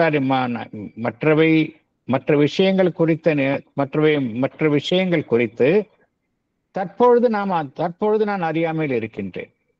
அவ்வாறுதான் ஒவ்வொரு இயக்கமும் நடைபெறுகின்றது. இது என்ன காரணம் என்றால் இதுல மனம் என்பது செயல்படுகின்றது. அதனால் தான் இவ்வாறு நாம் எண்ணுகின்றோம். அதிமனம் செயல்பட்டால் அவ்வாறு செயல்படாது. அதிமனம் செயல்பட்டால் அது ஒரு இயக்கத்தில் ஈடுபடும் பொழுதே மற்ற இயக்கம் குறித்த அந்த அறியாமையில் இருக்காது. ஆனால் மனம் இங்க ஈடுபடுவதனால்தான் அவ்வாறு செயல்படுகின்றது. அதை தெளிவாக புரிந்து கொள்ளணும். இதுல எது வந்து கல்பிரிட் அப்படின்னா மனம்தான், மனித மனம்தான் கல்பிரிட். To us, பகவான் இங்க கிளாரிஃபை பண்றார் பாருங்க. To us this takes appearance of mind. See, சக்தியினுடைய செயல்பாடு இயற்கையில் அப்படிதான் இருக்கும். அதுல எங்க ப்ராப்ளம் வருது அப்படின்னா நம்மளுடைய மனம் அதை இன்டர்பிரட் பண்ணும்போது அது தனியா பார்க்குது. சூப்பர் மைண்ட் இன்டர்பிரட் பண்ணா தனியா பார்க்காது. அங்கதான் அதுதான் விஷயம் இங்க. To us this takes appearance of mind identifying itself with a separate movement and identifying itself also in the movement separately which each of the forms resulting from it. இப்போ for example, இப்போ நான் வந்து ஒரு டிவியில வந்து ஒரு விஷயத்தை பார்க்குறேன் அப்படின்னா என்னுடைய மனம் வந்து அந்த இயக்கத்தில் மாத்திரம்தான் இருக்கும். ஓகே, இல்ல நான் ஒரு பொருளை வந்து ஒரு ஒரு ஒரு ஒரு ஓவியத்தை நான் வரைகின்றேன், அல்லது ஒரு சிற்பத்தை வடிக்கின்றேன். அந்த சிற்பத்தை வடிக்கும் பொழுது நான் இயங்குகின்றேன். எனக்கு பின்னால வந்து ஒரு சக்தி இயங்குகின்றது. அந்த சக்தியின் என்னுடைய வெளிப்பாடாகத்தான் நான் உருவாக்கும் அந்த ஓவியமோ அல்லது அந்த சிற்பமோ அமைகின்றது. அப்படி என்றால் என்னுடைய மனம் என்ன செய்கின்றது? அந்த தனிப்பட்ட வடிவம், என்னுடைய அந்த தனிப்பட்ட செயலினுடைய சக்தி எந்த அமைப்பை உருவாக்குகின்றதோ அது குறித்தே என்னுடைய மனம் அறிந்துள்ளது, அந்த சமயத்தில் அறிகின்றது, தன்னுடைய முழு கவனத்தையும் செலுத்துகின்றது. அதனால்தான் பகவான் என்ன கூறுகின்றார்? To us this takes appearance of mind identifying itself with a separate movement, identifying itself also in the movement separately with each of the forms resulting from it. நம்ம வெவ்வேறு வேலைகளை செய்கின்றோம். ஒவ்வொரு வேலையிலும் ஒரு அமைப்பினுடன் அது நம்மளுடைய செயல்பாடு ஈடுபடுத்திக் கொள்கின்றது. அதனுடன் தான் நம்மளுடைய மனமும் ஈடுபடுத்திக் கொள்கின்றது. இதனால என்ன நடைபெறுகின்றது என்றால், பகவான் இங்க என்ன கூறுகின்றார்? இது ஒரு மனிதனை எடுத்துக்கொள்ளலாம். ஒரு மனிதனை எடுத்துக்கொள்ளும் பொழுது நம்மளுடைய உணர்வு நிலை எப்படி இருக்கின்றது? ஹியூமன் கான்சியஸ்னஸ் எப்படி இருக்கு? நமக்கு பிரிவு இன்டெகிரல் கான்சியஸ்னஸ் இல்லை. நம்மளுடைய கான்சியஸ்னஸ் ஒரு டிவைடட் கான்சியஸ்னஸா தான் இருக்கு. பிரிவுபட்ட நிலையில் தான் நம்மளுடைய உணர்வு நிலை இருக்கின்றது. அதனால இப்ப ஃபார் எக்ஸாம்பிள், என் உடல்ல ஒரு வலி இருந்ததுன்னு அப்படின்னா, எனக்கு அந்த வலி தான் எனக்கு ஞாபகம் இருக்கும். என்னுடைய உடல் அந்த இடத்துல ஃபோக்கஸ், என்னுடைய எல்லா கவனமும் எந்த இடத்துல வலிக்கின்றதோ அங்கதான் எனக்கு ஃபோக்கஸா இருக்கும். என்னுடைய ஜீவனினுடைய மற்ற பாகங்கள் குறித்த உணர்வு நிலை குறித்து நாம் ஒரு ஒட்டுமொத்த அறியாமையில் தான் இருக்கின்றேன். ஆகையினால இங்க பகவான் என்ன கூறுகின்றார்? நாம் என்ன செய்கின்றோம்? நம்மளுடைய மனம் என்ன செய்கின்றது? ஒரு தடுப்பு சுவற்றை அது எழுப்புகின்றது. It builds a wall of separation which shuts out the consciousness in each form from awareness of its total self. அதாவது ஒவ்வொரு அமைப்பிலும் எடுத்துக்கொண்டாலும் கூட அந்த ஒவ்வொரு அமைப்பும் தன்னுடைய ஒட்டுமொத்த அமைப்பு குறித்த அவேர்னஸ் இருப்பதில்லை. ஏதோ ஒரு பாகம் குறித்த ஒரு பகுதி குறித்த அவேர்னஸ் தான் இருக்கு. மற்ற பகுதிகள் குறித்த அவேர்னஸ் இருப்பதில்லை. ஒரு தடுப்பு சுவர் மாதிரி தன்னை ஒரு அமைப்பு உருவாகின்றது. அதனால் என்ன நடைபெறுகின்றது? ஜீவனுக்குள்ளே எடுத்துக்கொண்டோம் என்றால் ஒரு பகுதியை குறித்த ஒரு அவேர்னஸ் தான் நமக்கு இருக்கின்றது. நம்மளுடைய மற்ற ஜீவனுடைய மற்ற பாகங்கள் குறித்த அந்த அவேர்னஸ், அந்த அறிவு நமக்கு இருப்பது இல்லை. அது மாத்திரம் இல்லை, அது என்னுடைய வடிவத்துக்குள்ள அது மாதிரி மற்ற வடிவங்கள் குறித்தும், மற்ற வடிவங்கள் மற்ற உணர்வு நிலையை தாங்கியுள்ள மற்ற வடிவங்கள் குறித்தும் நான் அறியாமல் இருக்கின்றேன். of other embodied consciousness. என்னை சுற்றி இருக்கக்கூடிய சக மனிதர்கள், அதைத்தான் பகவான் எம்பாடிட் கான்சியஸ்னஸ். சக மனிதர்கள், மற்ற என் அறியாமையில் ஒருத்தர் இருக்கின்றார் என்றால் அவருடைய உடலிலும் அதே உணர்வு நிலை, அதே சக்தியினுடைய குவிப்பு தான் வேலை செய்கின்றது. ஆனால் அது குறித்து நான் அறியாமையில் இருக்கின்றேன். அது மாத்திரமல்ல, பிரபஞ்சம் முழுவதும் பார்த்தோம் அப்படின்னா ஒரே அமைப்பு தான். அதற்குள்ளேயும் ஒரு பிரபஞ்ச சக்தி செயல்படுகின்றது. அது குறித்து நான் அறியாமையிலும் நான் இருக்கின்றேன். ஸோ இங்க பகவான் என்ன கூறுகின்றார்? It builds a wall of separation which shuts out the consciousness in each form from awareness of its own total self, of other embodied consciousness and of universal being. எது அப்படின்னா நம்மளுடைய மைண்ட். இட் அப்படிங்கிறதுக்கு mind identifying itself with a separate movement, identifying itself also in the movement separately with each of the forms resulting from it. மனதை குறித்து தான் பகவான் இங்க பேசுகின்றார். இங்கதான் நம்ம பார்க்கணும் அப்படிங்கிறார். இந்த secret of the apparent ignorance எங்க பார்க்கணும், எங்க தேடணும் அப்படின்னா, it is here that we must look for the secret of apparent ignorance அப்படிங்கிறார். Of the embodied mental being. Embodied mental பீயிங்னா யாரு? மனம் என்கின்ற அமைப்பை தாங்கியுள்ள இந்த உருவம் மனிதன். அந்த மனிதனுடைய அப்பேரண்ட் இக்னோரன்ஸ். ஏன் அப்பேரண்ட் இக்னோரன்ஸ் அப்படிங்கிறார் அப்படின்னா, நம்மளுடைய சர்ஃபேஸில் தான் நம்ம இக்னோரண்டா இருக்கிறோம். மேற்புற உணர்வு நிலையில் தான் நம்ம அறியாமையில் இருக்கின்றோம். நம்முடைய சைக்கிக் லெவல்ல உள்ள போனோம் அப்படின்னா இந்த அறியாமை என்பது முற்றிலுமாக அகன்று விடுகின்றது. ஆனால் மேற்புற உணர்வு நிலையில எங்க அறியாமல் இருப்பதற்கான அந்த சீக்ரெட், அதனுடைய ரகசியத்தை அறிய வேண்டும் என்றால் எங்க நம்ம கண்டுபிடிக்கணும் அப்படின்னா, இந்த பிரிவினை, இந்த வால் ஆஃப் செப்பரேஷன் இருக்கு இல்லையா, நம்மளுடைய உணர்வு நிலையை மற்ற உணர்வு நிலையுடன் பிரித்து நம்ம ஒரு ஒரு ஒரு சிறை போல ஒரு நம்மளுடைய உணர்வு நிலையினுடைய ஒரு பகுதியை மற்ற அமைப்புகளில் இருந்து பிரித்து வைத்துள்ள அந்த சிறை போன்ற அமைப்பு, அந்த இடத்துல தான் அறியாமை என்பது உருவாகின்றது என்று பகவான் குறிப்பிடுகின்றார். நம்முடைய மனம் என்ன செய்கின்றது, இந்த பிரிந்திருக்கும் அந்த அமைப்புடன் அடையாளம் கொண்டு அனைத்தையும் வேறாக பார்க்கின்றது. It is here that we must look for the secret of apparent ignorance of the embodied mental being. அது மாத்திரமல்ல, as well embodied mental being, நம்மளுடைய அறியாமை என்பது எது குறித்து இருக்கின்றது, of the ignorance of the embodied mental being as well as of the apparent unconscious of physical nature. Physical நேச்சர்ல இருக்கக்கூடிய அந்த இன்கான்சியன்ஸுக்கும் இதுதான் காரணம் அப்படிங்கிறார் பகவான். இதுதான் காரணம் அப்படிங்கிறார். It is here that we must look for the secret of the apparent ignorance of the embodied mental being as well as of the great apparent inconscience of physical nature அப்படிங்கிறார். த கிரேட் அப்பேரண்ட் பிசிக்கல் இன்கான்சியன்ஸ்னு ஏன் பகவான் சொல்கின்றார் great அப்படிங்கிறார்? அந்த இயற்கையை பார்த்தோம் அப்படின்னா நமக்கு வந்து ஒரு பிரம்மாண்டமான அமைப்பாக இருக்கின்றது, மாபெரும் சக்தி வாய்ந்த அமைப்பாக இருக்கின்றது. ஆனா அது எப்படி செயல்படுவது போல் நமக்கு தோற்றமளிக்கின்றது என்றால் எல்லாமே வந்து அப்பேரண்ட் இன்கான்சியன்ஸ். ஒரு மாபெரும் இயற்கையினுடைய நிகழ்வு நடைபெறுகின்றது என்றால் அது வந்து ஒரு அறிவுபூர்வமாக செயல்படுகின்றது என்று நாம் எண்ணுவது இல்லை. ஏதோ ஒரு முட்டாள்தனம், ஒரு மூர்க்கத்தனமாக, ஒரு குருட்டுத்தனமாக ஒரு சக்தி செயல்படுகின்றது என்பது என்றால் நினைத்துக் கொள்கின்றோம். ஆனால் அதற்கு பின்னாலேயும் ஒரு காரணம் இருக்கின்றது. அதைத்தான் பகவான் குறிப்பிடுகின்றார். as well as a great apparent inconscience of physical nature. So இந்த பகவான் என்ன கூறுகின்றார், அடுத்த சாப்டர்ல வந்து இது குறித்து தான் பகவான் நம்மை இந்த கருத்தை தான் விளக்குகின்றார். எக்ஸ்க்ளூசிவ் கான்சென்ட்ரேஷன் அண்ட் இக்னோரன்ஸ் என்று சாப்டர் 13. அதனால பகவான் வந்து என்ன கூறப்போகின்றார் என்பதை பகவான் இங்கு கோடிட்டு காட்டுகின்றார். We have to ask ourselves, what is the nature of this absorbing, this separating, this self-forgetful concentration? So 3 விஷயம் சொல்றார். What is the nature of this absorbing? மூழ்கிய நில் அப்படியே மற்ற எது குறித்தும் ஒரு அவேர்னஸ் இல்லாம ஒன்றிலேயே மூழ்கி இருக்கும் நிலை, அதுதான் absorbing of this absorbing, this separating.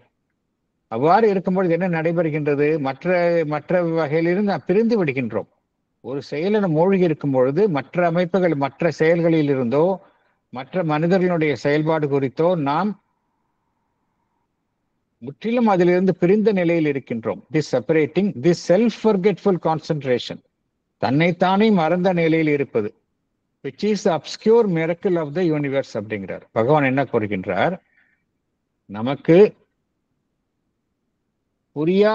புரியாமல் இருக்கக்கூடிய ஒரு அற்புதம். அது ஏன் புரியாமல் இருக்கக்கூடிய அற்புதம் அப்படிங்கிறார்னா, which is obscure miracle of the universe அப்படிங்கிறார். ஏன் obscure miracle of the universe என்று கூறுகின்றார் பகவான்? நம்பர் 1 மிரக்கல் அப்படிங்கிற வேர்டை யூஸ் பண்றார், யூனிவர்ஸ் அப்படிங்கிற வேர்டை யூஸ் பண்றார், அப்ஸ்கியூர் அப்படிங்கிற வேர்டை யூஸ் பண்றார். பகவான் யூஸ் பண்ற ஒவ்வொரு வார்த்தைக்கும் ஒரு ஆழ்ந்த மீனிங் இருக்கின்றது. ஏன் அப்ஸ்கியூர் என்று கூறுகின்றார் என்றால், சக்தி எப்படி எந்த நிலையில் இந்த பிரபஞ்சத்துல எந்த நிலையில் இருந்து தன்னை வெளிப்படுத்திக் கொள்கின்றது என்றால், அடிப்படையில வந்து இன்கான்சியன்ஸ். அந்த நிலையில் தான் சக்தி இரக்கம் கொண்டுள்ள நிலையில் இருக்கின்றது, இன்வால்வ்டு ஸ்டேட்ல இருக்கு. இன்வால்வ்டு ஸ்டேட்ல இருந்து இவால்வ்டு ஸ்டேட்டுக்கு மெல்ல மெல்ல தன்னை வெளிப்படுத்திக் கொள்கின்றது. அவ்வாறு வெளிப்படுத்திக் கொள்ளும் பொழுது பார்ப்பதற்கு பார்த்தோம் அப்படின்னா அது தெளிவற்ற நிலையில் இருப்பது போலதான் தோற்றம் அளிக்கின்றது. இந்த பிரபஞ்சமே பார்த்தோம் அப்படின்னா, பிரபஞ்சம் என்பது எதனுடைய வெளிப்பாடு என்றால், அந்த மாபெரும் இறை சக்தி இரக்கம், இந்த பிரபஞ்சத்தில் இரக்கம் கொண்டுள்ள அந்த இறை சக்தி என்ன செய்கின்றது, மெல்ல மெல்ல தன்னை வெளிப்படுத்திக் கொள்கின்றது. There is an evolution of consciousness. அதனால்தான் பகவான் வந்து இதை obscure miracle of the universe அப்படிங்கிறார். அது யூனிவர்ஸ் பிரபஞ்சமே வந்து ஒரு அற்புதம் என்று பகவான் குறிப்பிடுகின்றார். நமக்கு வந்து புரியாத ஆனால் ஒரு அற்புதம் என்று பகவான் குறிப்பிடுகின்றார். பகவானுடைய என்ன அந்த எக்ஸ்க்ளூசிவ் கான்சென்ட்ரேஷன் என்ன அப்படிங்கறது நம்ம அடுத்த சாப்டர்ல பார்க்கலாம். அடுத்த சாப்டர்ல இதோடைய சினாப்சிஸ் அடுத்த செஷன்ல பார்க்கலாம். மீன்வாயில் சுந்தர் சாருடைய நான் பேசிக் கொண்டிருந்த பொழுது அவர் வந்து இந்த ஆல் இண்டியா மேகசின்ல இந்த மார்ச் மாசம் ஒரு அற்புதமான ஒரு அதனுடைய தலைப்பை பார்த்தோம் அப்படின்னா ரொம்ப அற்புதமான ஒரு இஷ்யூ அது. The bodily appearance is not all line. This bodily appearance is not all. எல்லாமே வடிவங்கள். அந்த வடிவங்கள் வந்து உண்மையிலேயே வடிவங்கள் மாத்திரம் உண்மை அல்ல, அதைத்தான் அர்த்தம். திஸ் பாடிலி அப்பியர் நம்ம உடல் என்கின்ற அமைப்பு மாத்திரமே இல்லை, அதை தாண்டியும் வேறொரு உண்மை இருக்கின்றது என்கின்ற தலைப்பில் தான் இந்த ஆல் இண்டியா மேகசின் மார்ச் வந்துள்ளது. அதுல வந்து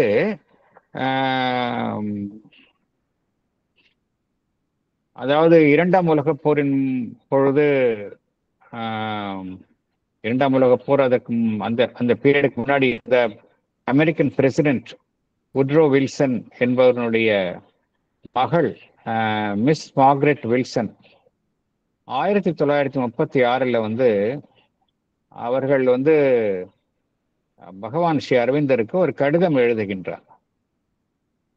அவர் என்ன செய்கின்றார், நியூயார்க் பப்ளிக் லைப்ரரியில 1932 பகவானுடைய கீதா என்ற புத்தகத்தை படிக்க நேரிடுகின்றது. எப்படி வந்து ஒரே ஒரு புத்தகம் வந்து ஒருவருடைய வாழ்க்கையை மாற்றுகின்றது என்பதற்கு இது ஒரு உதாரணம். ஒரே ஒரு புத்தகம் தான், அது அவருடைய வாழ்க்கையை மாற்றி விடுகின்றது. அந்த 1932 எஸ்எஸ் ஆன் கீதா என்கின்ற புத்தகத்தை அவர் படிக்கின்றார். படித்த பிறகு 1936 3 மார்ச் 1936 பகவானுக்கு ஒரு கடிதம் எழுதுகின்றார். நான் என்ன செய்ய வேண்டும், என்னுடைய சாதனையில் என்ன செய்ய வேண்டும்,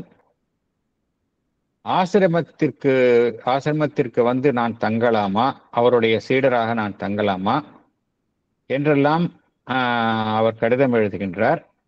இறுதியில் ஆசிரமத்தில் தங்குவதற்கு அவருக்கு 1938 அனுமதி வழங்கப்படுகின்றது.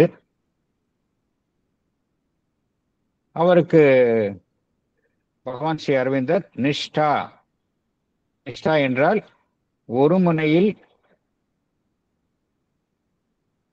கவனத்தை குவித்தல், ஒரு முனையில் ஒரு லட்சியத்தில் கவனத்தை குவித்தல் என்பது பொருள். One pointed fixed concentration on a single aim என்கின்ற ஒரு பொருளை கொண்ட பெயரை அவருக்கு வழங்குகின்றார். நிஷ்டா என்கின்ற பெயரை வழங்குகின்றார். பின்பு அவர் 1948 நோய்வாய்ப்பட்டு இறந்து விடுகின்றார். நோய்வாய்ப்பட்டிருக்கும் பொழுது கூட அன்னை அவரிடம் கூறுகின்றார்கள், நீங்கள் அமெரிக்காவுக்கு சென்று நல்ல சிகிச்சையை நீங்கள் பெற்றுக்கொள்ளலாமே, ஏன் இங்கு இருக்கின்றீர்கள் என்று கூறுகின்றார்கள்.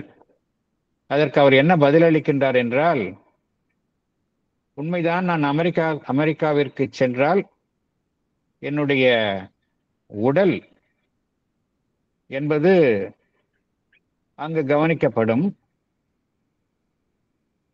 ஆனால் என்னுடைய ஆன்மாவிற்கு வந்து இங்குதான் அதற்கான ஒரு சரியான ஒரு சிறப்பான ஒரு என்னுடைய ஆன்மாவிற்கு வந்து எது மிகச் சிறந்த இடம் என்றால் இங்கு இருப்பதுதான். என் உடலுக்கு வேண்டுமானால் அந்த அமெரிக்காவுக்கு செல்வது என்பது ஒரு சிறந்த இடமாக இருக்கலாம், ஆனால் என்னுடைய ஆன்மாவிற்கு மிகச் சிறந்த இடம் என்பது இங்குதான். ஆகையினால் நான் இங்கேயே தங்குகின்றேன் என்று அவர் முடிவெடுத்து இங்கேயே தன்னுடைய வாழ்நாளை முடித்துக் கொள்கின்றார். அவர் எழுதிய கடிதம், அதற்கான பதிலை நாம் ஓரளவு இங்கு படித்தால் நன்றாக இருக்கும் என்று சுந்தர் சார் என்னிடம் ஓரளவு பேசும்பொழுது கூறினார். அதை நாம் ஓரளவு படிக்கலாம். பின்பு அதனுடைய கருத்தை நாம் பகவான் எழுதியுள்ள கருத்தை இங்கே கூறிக்கொள்ளலாம். சார் படிக்கிறீங்களா அதை நீங்க அந்த லெட்டரை படிக்கிறீங்களா? எப்படி உள்ள போகலாம், அதில் எப்படி டிஸ்கஸ் பண்ணணும்னு விரும்புறீங்க நீங்க? சார் நான் படிக்கட்டுமா சார்? ஆ நான் மேகசின்ல இருந்து படிச்சிருக்கேன் சார். அஃப்கோர்ஸ் நீங்க படி. அனுப்பிச்சிருக்கேன் பார்த்தேன். கையில எல்லாருக்கும் அனுப்பிச்சிருக்கேன், அதை நான் ஷேர் பண்ணியிருக்கேன். பார்த்துட்டேன், அதையும் படிச்சுட்டேன். பட் என்கிட்ட நீங்க படிங்க, நீங்க படிங்க. அதை நான் முக்கியமான கருத்து மாத்திரம் நான் சொல்றேன். அதுல நான் ஃபுல்லா நான் எக்ஸ்பிளைன் பண்ணல, ஏன்னா அது வந்து முக்கியமான கருத்து மாத்திரம் நான் சொல்றேன். ஏன்னா அது வந்து ரொம்ப லாங். பட் படிங்க நீங்க, போதும். அது எல்லாருக்கும் அது பயனுள்ளதா இருக்கும். I would like to add one more point, whatever Shivakumarji had said now. இது எது நம்மள வந்து உந்துதல் கொடுத்தது, இது நம்ம இந்த செஷன்ல கொண்டு வரணும் அப்படின்னு நான் ஷேர் பண்ணிட்டதுனாக்க, லைஃப் டிவைன் நம்ம படிச்சதோட ஒரு பலன், அந்த அப்படியே அந்த ஜிஸ்ட் இங்க ரிஃப்ளெக்ட் ஆறது அப்படிங்கிற விஷயம்தான். அந்த பதில்ல, பகவானோட பதில், மார்கரெட்க்கு கொடுத்துருக்கிற பதில்ல அப்படியே கரைச்சு கொடுத்துருக்காரு அந்த விஷயத்த. நம்ம had we not gone through life divine, probably நம்மளால இந்த அளவுக்கு கிரகிக்க முடியுமான்னு எனக்கு டவுட்டா இருக்கு. பேசிக்கலி அவ்வளோ ஒரு எக்ஸலண்டான ஒரு விஷயம். ஸோ இட் ஷுட் பி, நம்ம வந்து எடுத்துக்கணும். இந்த ஃபோரம்ல இருந்து தான் நான் ஒரு விண்ணப்பம் சார் கிட்ட வச்சேன். I am very happy that he had taken it up with all இது. And thank you sir for that. Thank you sir. படிங்க சார், நீங்க படிங்க. நான் முக்கியமான கருத்தை மாத்திரம் ஹைலைட் பண்றேன். அதுல அவங்க நம்மளே புரிஞ்சுக்கலாம். முக்கியமான கருத்தை மாத்திரம் நான் ஹைலைட் பண்றேன். Okay sir. Sri Aurobindo's letter to miss Margaret Wilson. Okay, அந்த அவங்க அந்த அரவிந்தோ லெட்டர் டு மார்கரெட், அதை நீங்க படிங்க போதும். ஆனா அதுக்கு முன்னாடி வந்து அவங்க என்ன கேட்டிருக்காங்க அப்படிங்கறத நான் ஒரு பிரீஃபா எக்ஸ்பிளைன் பண்ணிடுறேன். அவங்க லெட்டர்ல என்ன கேட்டிருக்காங்க அப்படிங்கறத நான் முதல்ல எக்ஸ்பிளைன் பண்றேன். அப்புறமா பகவானோட லெட்டர் நீங்க படிங்க. அவங்க என்ன கேட்கறாங்க சொல்றாங்க அப்படின்னா, நான் எஸ்ஏஸ் ஆன் கீதா வந்து படித்தேன். அதுல வந்து நல்ல என்னுடைய ஒரு source of help and inspiration, எனக்கு மிகவும் உதவியாக இருந்தது. இது குறித்த விஷயங்களை எனக்கு யார்கிட்ட கேட்கறதுன்னு தெரியல. இந்த என்னுடைய நாட்டில் அதுக்கு தகுதியான ஒரு நபர் இல்லை. எந்த ஒரு அமைப்பையும் நான் சேர விரும்பவில்லை. ஏனென்றால் அதில் இருக்கக்கூடிய கோட்பாடுகளும் விதிகளும் என்னை கட்டுப்படுத்தும். என்னுடைய ஆன்மாவினுடைய ஒரு விடுதலைக்கு பதிலாக அது என்னை கட்டுப்படுத்துவதாக அமையும். அதனால்தான் எந்த விதமான அமைப்பையோ நபரையோ நான் இது குறித்து நாடவில்லை. அவங்களுக்கு ஒரு நம்மளுடைய ஆசிரம் குறித்த ஒரு பேம்ப்ளெட் அவங்க கையில கிடைக்குது. ஸோ அதை வைத்துக் கொண்டுதான் அவருக்கு பகவானுக்கு கடிதம் எழுதுகின்றார்கள். ஆகையினால என்ன கேட்கின்றார்கள், என்ன விதிகளை, என்ன டிசிப்ளின்ஸ், என்ன விதிகளை நான் பின்பற்ற வேண்டும், என்னுடைய உணர்வு நிலையை நான் வந்து ஒரு விடுவிக்க வேண்டும் என்றால், லிபரேஷன் ஆஃப் மை ஒரு கான்சியஸ்னஸ் ஆஃப் த செல்ஃப், அதற்காக என்ன விதிமுறைகளை நான் அனுசரிக்க வேண்டும். அவங்க ரொம்ப அந்த எஸ்ஏஸ் ஆன் கீதா படிச்சுட்டு ரொம்ப அவங்க வந்து இன்ஸ்பயர் ஆயிட்டாங்க. ரொம்ப இன்ஸ்பயர் ஆகி எந்த அளவிற்கு இன்ஸ்பயர் ஆயிருக்காங்க அப்படின்னா, அவங்க எதை வந்து லட்சியமா கேட்கறாங்க அப்படின்னா, அவங்க என்ன சொல்றாங்க, என்னுடைய ஆன்மனுடைய விடுதலை வேணும் அப்படிங்கிறாங்க. ரொம்ப உயர்வான விஷயங்களை அவங்க முதலாவதாகவே அடைய விரும்புகின்றார்கள். ஆன்மனுடைய விடுதலை வேண்டும் அப்படிங்கிறாங்க. அப்புறம் என்ன கேட்கிறாங்க, அந்த எல்லாம் கடந்த அந்த புருஷோத்தமா அந்த உணர்வு நிலை, அதனுடன் நான் இணைய வேண்டும் அப்படிங்கிறாங்க. Experience at last final union with Purushottama consciousness. Purushottama consciousness என்பது இந்த டிரான்செண்டன்ட் லெவல்ல எல்லாம் கடந்த நிலையில அடையக்கூடிய அந்த நிலை, அதை நான் அடைய வேணும் அப்படிங்கிறாங்க. அவங்க அந்த புத்தகம் வந்து அந்த அளவுக்கு அவங்கள வந்து ஊக்கப்படுத்தி உள்ளது. எந்த பாதையை நான் பின்பற்ற வேண்டும் என்றெல்லாம் கேட்கின்றார்கள். அதே போல இன்னும் என்ன கூறுகின்றார்கள், எனக்கு வந்து ரொம்ப எல்லாமே இங்கு வெறுமையாக காணப்படுகின்றது. என்னுடைய வெறும் வார்த்தைகள்லாம் பார்த்தோம் அப்படின்னா இது வந்து மனம் ரீதியாகத்தான் நான் இவ்வாறு எண்ணுகின்றேன். இப்ப இதெல்லாம் வந்து எப்படின்னா அவங்க வந்து மைண்ட் லெவல்ல இருந்து அதெல்லாம் கோருகின்றார்கள். ஒவ்வொரு வார்த்தையும் வந்து எல்லாமே என்னுடைய ஆன்மனில் இருந்து வரல, எல்லாமே மைண்ட்ல இருந்து தான் வருது. அதனால தான் எனக்கு வந்து ஒரு எம்டினஸ் இருக்கு அப்படிங்கிறாங்க. ஆகையினால அவங்களுக்கு எப்ப என்ன பண்றதுன்னு தெரியல. எப்படி வந்து ஒரு திசை அறியாத ஒரு ஒரு மாலுமி கடலில் மாட்டிக்கொண்டு தத்தளிக்கின்றானோ அதே போல நானும் தத்தளிக்கின்றேன் என்றெல்லாம் கூறுகின்றார்கள். அதுபோல நான் எப்பொழுது தயாராக இருக்கின்றேனோ அப்பொழுது எனக்கு குரு கிடைப்பார் என்பது உண்மை. அது உண்மையாக இருந்தால் நான் தயாராக இருக்கின்றேனா இல்லையா என்பது எனக்கு தெரியவில்லை. இருந்தாலும் நான் உங்களை வேண்டிக் கொள்கின்றேன், எனக்கு வழிகாட்டுங்கள் என்றெல்லாம் கேட்கின்றார்கள். என்னையும் நீங்கள் ஆசிரமத்தில் ஒரு சாதகராக கொள்வீர்களா? அவ்வாறு ஏற்றுக்கொள்ளும் பட்சத்தில் நான் அனைத்தையும் விட்டுவிட்டு அங்கு வந்து விடுவதாக நான்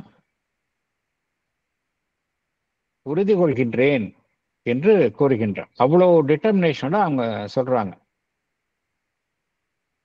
If at any time you bid me to leave all and come to your ashram to live, I shall do so என்றெல்லாம் கூறுகின்றார்கள். இதற்குத்தான் பகவான் பதிலளிக்கின்றார். பதிலை பார்க்கலாம் நம்ம. சார் நீங்க சொன்ன மாதிரி அவங்க ஆல்ரெடி அவேர்னஸ் இருக்கு. அவங்களுக்கு ஜஸ்ட் ஒரு கொஞ்சம் ஒரு லாஸ்ட் ஒரு ஸ்டெப்ல தான் அவங்க எடுக்கணுங்கிற மாதிரி இருக்காங்க. I know that before this will be possible, the path will be long and hard, but I want to enter it and go as straight as quickly as possible, not stopping on the way for the enjoyment of any psychic riches or power, but I do want along the way to be an instrument of the spiritual self or divine works. அந்த அளவுக்கு அவங்க ரெடியா இருக்கிறாங்க. நிச்சயமா சந்தேகம் என்ன, இல்லாட்டி எப்படி வர முடியும்? ரொம்ப ரொம்ப ஸ்ட்ராங்கா அந்த உங்களுடைய சைக்கிக் செயல்பட்டுதான் அவங்களை அந்த அந்த செயலை செய்ய தூண்டி உள்ளது. அதற்கு பகவான் பதில் அளிக்கின்றார். அதை எப்படி ஷேப் பண்றாங்கிறது பார்க்கலாம். அப்போ ஆனா வந்து பகவானோட பதில் வந்து சுந்தர் சார் சொன்ன மாதிரி ஒரு summary of steps for even a beginner. ஒரு பிகினருக்கு கூட இந்த யோகாவோட பிகினருக்கு சொல்ற மாதிரியே அந்த ஸ்டெப்ஸ் சொல்லியிருக்காரு sir.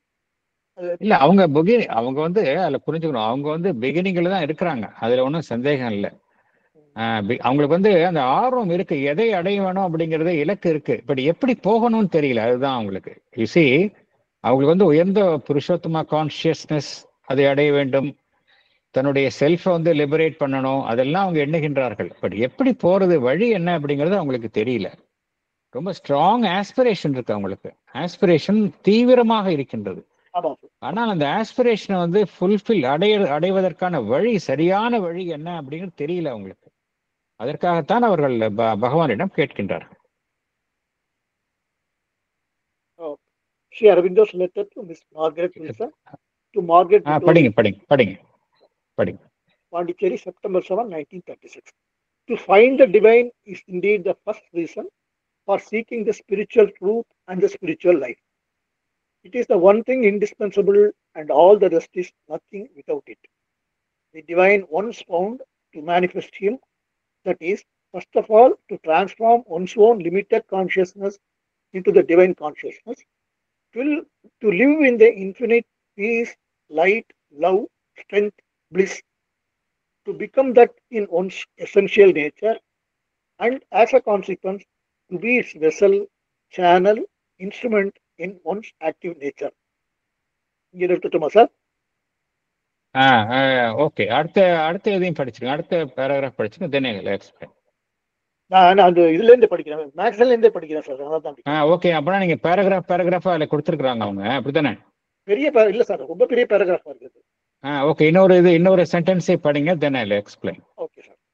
To bring into activity the principle of oneness on the material plane, or to work for humanity is a mental. அதான் சார், இந்த இடத்துல இருந்து கொஞ்சம் மாறுது. அதனால தான் இது வரைக்கும் விடுறது நீங்க சொல்லலாம்னு நினைக்கிறேன்.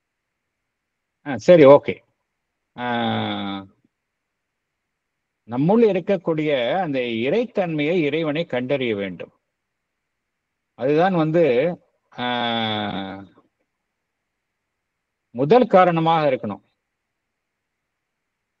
ஆன்மீக உண்மையை கண்டறிவதில் எது முதல் காரணமாக இருக்கணும் அப்படின்னா, நம்முள் இருக்கக்கூடிய அந்த இறை அம்சம், அந்த இறைத்தன்மை, இறைவனை கண்டறிவதல், the immanent divine.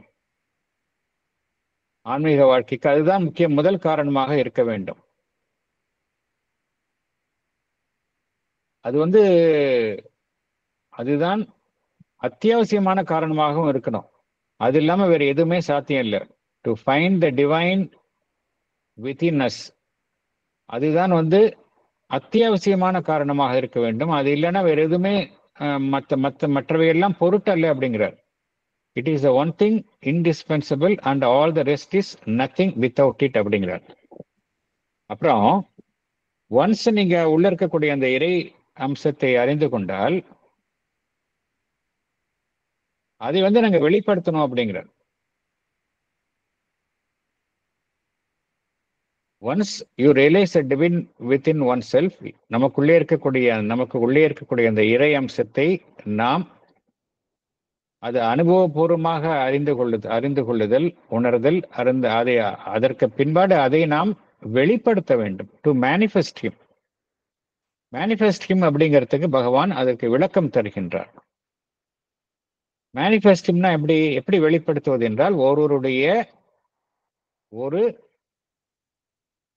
எல்லைக்கு உட்பட்டு செயல்படும் உணர்வு நிலையை அந்த தெய்வீக பேருணர்வு நிலைக்கு உயர்த்துதல் அப்படிங்கிறார். திருவுருமாற்றம் செய்தல் அப்படிங்கிறார். To transform once own limited consciousness into the divine consciousness அப்படிங்கிறார். எப்பொழுதுமே ஒரு எல்லைக்குள் வாழாமல் அனந்தமான நிலையில் இருக்கக்கூடிய அந்த அமைதி, அனந்தமான நிலையில் இருக்கக்கூடிய அந்த ஒளி, அன்பு, வலிமை, ஆனந்தம், இதில் இருத்தல், இவையெல்லாம் ஒருவருடைய அடிப்படை இயல்பாக மாற வேண்டும் அப்படிங்கிறார். To become that in once essential nature அப்படிங்கிறார். இதன் மூலமாக என்ன நடைபெறும் என்றால், இதன் விளைவாக ஒருவர் அந்த இறைசக்தியினுடைய ஒரு இறைசக்தி அவருள்ளே பாய்ந்து செயல்படும் ஒரு அமைப்பாக செயல்படுகின்றார், ஒரு பாத்திரமாக செயல்படுகின்றார், ஒரு கருவியாக செயல்படுகின்றார். To be its vessel, channel, instrument in one's own active nature. So இந்த என்ன நம்மளுடைய கோலாக இருக்கணும், இலக்காக இருக்கணும் அப்படிங்கிறத பகவான் கோருகின்றார். எஸ், அடுத்தது போகலாம்.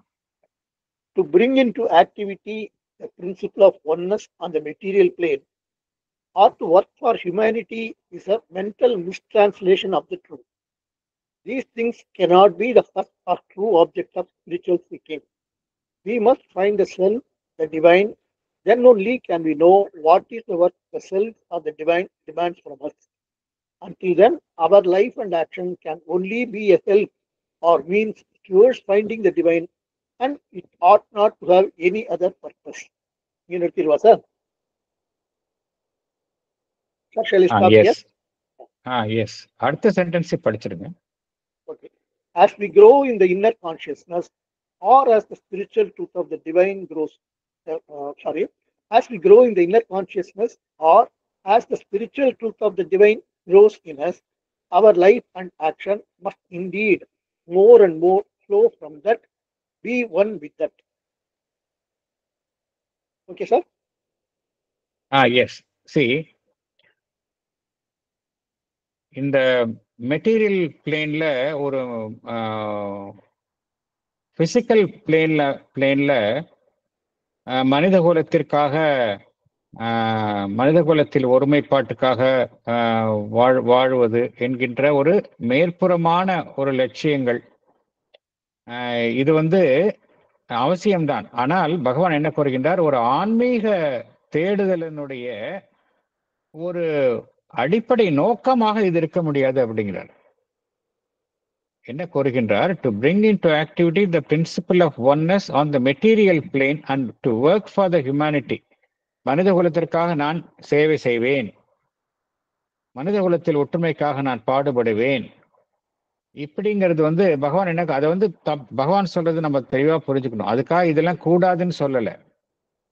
இந்த ஸ்பிரிச்சுவல் சீக்கிங்ல வந்து எது வந்து அடிப்படை நோக்கமாக இருக்கணும் அப்படின்னா, ஃபர்ஸ்ட் வந்து நமக்குள்ள இருக்கக்கூடிய டிவைனை கண்டுபிடிக்கணும் அப்படிங்கிறார். அதுக்கப்புறம் தான் இதெல்லாம் பண்ணணுமே ஒழிய இது வந்து இது வந்து லட்சியமா வச்சுக்கூடாது அப்படிங்கிறாரு. இது வந்து கொரோலரி, அதனுடைய விளைவாக நம்ம பண்ணலாம். ஃபர்ஸ்ட் என்ன பண்ணணும் அப்படிங்கிறாரு அப்படின்னா, உள்ள இருக்கக்கூடிய இந்த டிவைனை நம்ம வந்து ஃபர்ஸ்ட் வந்து கண்டறியணும் அப்படிங்கிறாரு. We must find the self, the divine, then only can we know what is the work the self or the divine demands from us. இப்போ நமக்கு உள்ள இருக்கக்கூடிய அந்த பரம்பொருள், அந்த டிவைன் இறை அம்சத்துடன் நாம் நன்றாக அதனுடன்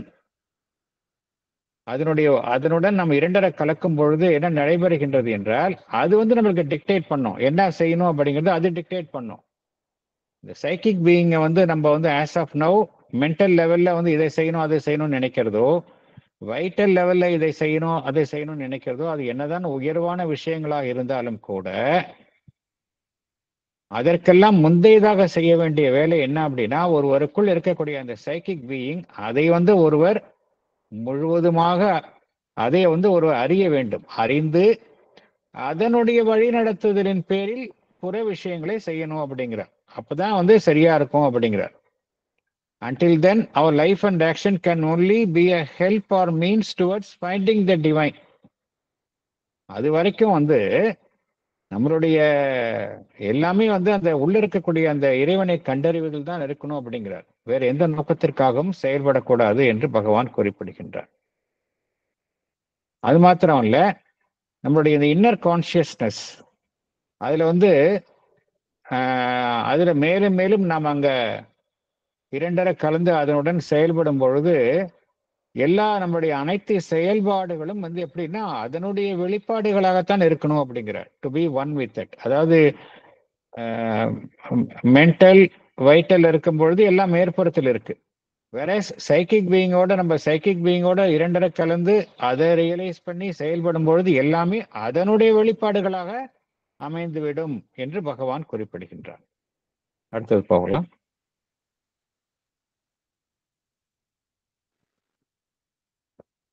But to decide beforehand by our limited mental conceptions what they must be is to hamper the growth of the spiritual truth within. As that grows, we shall feel the divine light and truth, the divine power and force, the divine purity and peace working within us, dealing with our actions as well as our consciousness, making use of them to reshape us into the divine image, removing the dross, substituting the pure gold of the spirit. Only when the divine presence is there in us always and the consciousness transformed, can we have the right to say that we are ready to manifest the divine on the material plane.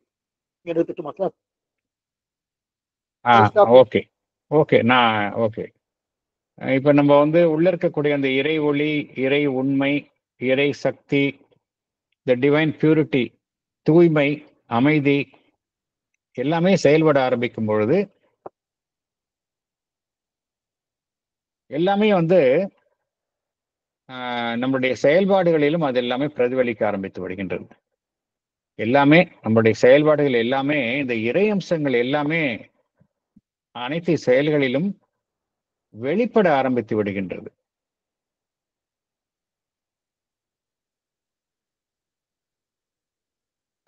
நம்ம ஜீவனின் உள்ள தூய்மையற்ற பாகங்கள் எல்லாமே வந்து அந்த இறை அம்சங்களான தூய்மையான அம்சங்களால் இடமாற்றம் செய்யப்படுகின்றன. Substituting the pure gold of the spirit என்று பகவான் குறிப்பிடுகின்றார். டிராஸ்ன்னு என்ன அர்த்தம் அப்படின்னா எல்லாமே வீணான போன விஷயங்கள், அன்வான்ட் திங்ஸ் எல்லாமே வந்து இந்த பியோர் கோல்டு அவைகளால் இடமாற்றம் செய்யப்படுகின்றன. எப்பொழுதுமே இந்த இறை சாநித்தியம் நம்முள் இருந்து செயல்படும் பொழுதுதான் நம்முடைய உணர்வு நிலையில நம்ம திருவுரு மாற்றம் ஏற்படுகின்றது. அப்பதான் வந்து நம்ம வந்து ஃபர்ஸ்ட் கண்டிஷன் என்ன அப்படின்னா, நம்பர் 1 நமக்குள்ள இருக்கக்கூடிய அந்த இறை சாநித்தியத்தை நாம் எப்பொழுதுமே உணர்ந்திருத்தல் வேண்டும். இது ஃபர்ஸ்ட். அடுத்தது நம்முடைய புற உணர்வு நிலை அதனால் திருவுருமாற்றம் செய்யப்பட்ட நிலையில் இருக்க வேண்டும். இந்த 2 கண்டிஷனும் நம்ம பூர்த்தி செய்தால்தான் நம்ம அந்த இறையம்சத்தை நம்மளுடைய சட ரீதியான தளத்தில் நாம் வெளிப்படுத்த முடியும் அப்படிங்கிறார். ஸோ இந்த 2 கண்டிஷன் உள்ள வேணும். ஃபர்ஸ்ட் நமக்குள்ள இருக்கக்கூடிய இறை சாநித்தியத்தை நாம் அந்த இறை சாநித்தியத்தை உணர்ந்து இருத்தல், அதன் மூலமாக நம்முடைய உணர்வு நிலையை திருவுருமாற்றம் செய்தல். இது இருந்தாதான் நம்ம மெட்டீரியல் பிளேன்ல நம்மளால அடுத்த ஸ்டெப் அதை வெளிப்படுத்த முடியும் அப்படிங்கிறார். அடுத்தது போகலாம். ஒரு லாஸ்ட் செக்மெண்டா படிச்சிடலாம் நினைக்கிறேன். ஃபர்ஸ்ட் பேரா முடிவு வரைக்கும் படிங்க சார், படிங்க. To hold up a mental ideal or principle and impose that on the inner working brings the danger of limiting ourselves to a mental realization, or of impeding or even falsifying by a halfway formation the true growth into the full communion and union with the divine and the free and intimate outflowing of His will in our life. This is a mistake of orientation to which the mind of today is especially prone.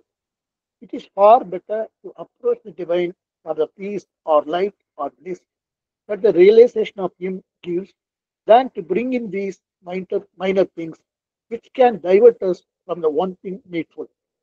The divinization of the material life also, as well as the inner life, is part of what we see as the divine plan, but can only be fulfilled by an outflowing of the inner realization, something that grows from within outward, not by the working of a mental principle. Thank you, sir.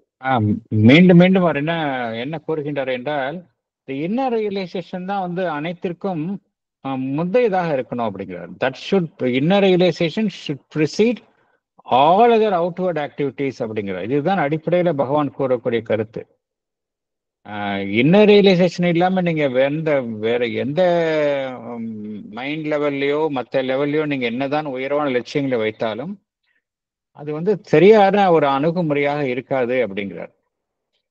நம்ம மனதளவுல ஒரு உயர்ந்த லட்சியத்தை வைத்துக் கொள்வது, அதை நம்மளுடைய உள்ள இருக்கக்கூடிய அகத்தினுடைய செயல்பாடுகளின் மீது நாம் அதை திணிப்பது என்பதெல்லாம் என்ன நடைபெறும் என்றால், என்ன உள்ள இருக்கக்கூடிய அந்த சோல் அது it is always identified with a divine, transcendent divine. அது இன்ஃபினிட்டா செயல்படக்கூடியது, இன்ஃபினிட் ஸ்கேல்ல செயல்படக்கூடியது தான் உள்ள இருக்கக்கூடிய நம்மளுடைய அந்த ரியல் சைக்கிக் எலிமெண்ட். ஆனா நம்மளுடைய மென்டல் ரெசல்யூஷன்ஸ் எல்லாமே பார்த்தோம் அப்படின்னா எல்லாம் லிமிட்டட். ஒரு எல்லைக்குள் தான் நம்மளுடைய மைண்டு செயல்படுகின்றது. அதை சார்ந்த அமைப்புகள் எல்லாமே லிமிட்டட் வேல செயல்படக்கூடியது. நம்மளுடைய மென்டல் ரியலைசேஷனை நம்ம உள்ள இருக்கக்கூடிய அந்த சைக்கிக் மேல திணிக்க கூடாது அப்படிங்கிறாரு. திணித்தோம் அப்படின்னா என்ன நடைபெறும் அப்படின்னா, உண்மையான அந்த ட்ரூ growth, அந்த ஒரு முழுமையடைதல், யூனியன் வித் த டிவைன், இதெல்லாம் அங்க தடைபட்டு போய்விடும் அப்படிங்கிறார்.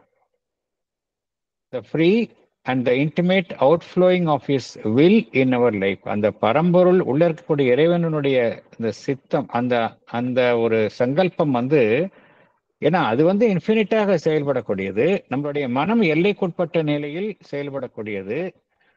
நம்முடைய மனதினுடைய சங்கல்பத்தை உள்ள இருக்கக்கூடிய அந்த இறையம்சத்தின் மீது நம்ம திணிக்க கூடாது அப்படின்றார். அவ்வாறு செய்தால் என்ன நடைபெறும், அந்த இறையம்சத்தினுடைய அந்த சங்கல்பம் என்பது அதனுடைய முழுமையான வெளிப்பாடு, அதை நாம் தடை செய்கின்றோம் அப்படிங்கிறார். அது ஒரு தவறான ஒரு செயல்பாடு, மனதினுடைய ஒரு தவறான செயல்பாடாக இருக்கும். அதற்கு பதிலாக நம்ம என்ன செய்யலாம், பகவான் என்ன கூறுகின்றார், நம்ம இறைவனை எதற்காக நாடலாம் என்றால், அமைதிக்காக நாடலாம், அந்த ஒளிக்காக நாடலாம், ஆனந்தத்திற்காக நாடலாம். அதுல தவறு இல்லை அப்படிங்கிறார். இந்த மனதினுடைய லட்சியங்களை உள்ள இருக்கக்கூடிய இறையம்சத்தின் மீது திணிப்பதற்கு பதிலாக இந்த இறையம்சத்தை அமைதிக்காகவும் ஒளிக்காகவும் ஆனந்தத்திற்காகவும் நாடுவது சிறப்பான, அதை விட சிறந்த விஷயம் அப்படிங்கிறார். எல்லாமே வந்து இந்த டிவைனைசேஷன் ஆஃப் மெட்டீரியல் லைஃப் எல்லாமே வந்து இறைவனுடைய திட்டம்தான், அதில் சந்தேகம் இல்லை. இருந்தாலும் அது எவ்வாறு நடைபெற வேண்டும் என்றால், முதலில் நாம் நமக்குள்ளேயே அந்த சித்தியை அடைய வேண்டும் அப்படிங்கிறார். It can only be fulfilled by an outflowing of inner realisation, something that grows from within outward. அப்படின்னு என்ன அர்த்தம்? உள்ளேந்து வெளியே வர்றது அப்படிங்கிறார். Not by working out a mental principle அப்படிங்கிறார். அதனால தான் பகவான் இந்த இன்டெகிரல் யோகால எதற்கு, பூரண யோகத்தில் எதற்கு முக்கியத்துவம் தருகின்றார் என்றால், ஃபர்ஸ்ட் வந்து இந்த சைக்கிக் ரியலைசேஷன், அதுக்கு தான் வந்து மீண்டும் மீண்டும் மீண்டும் முக்கியத்துவம் தருகின்றார். அதுல இருந்தா எல்லாமே ஆரம்பிக்கணும் அப்படிங்கிறார். அடுத்தது போகலாம்.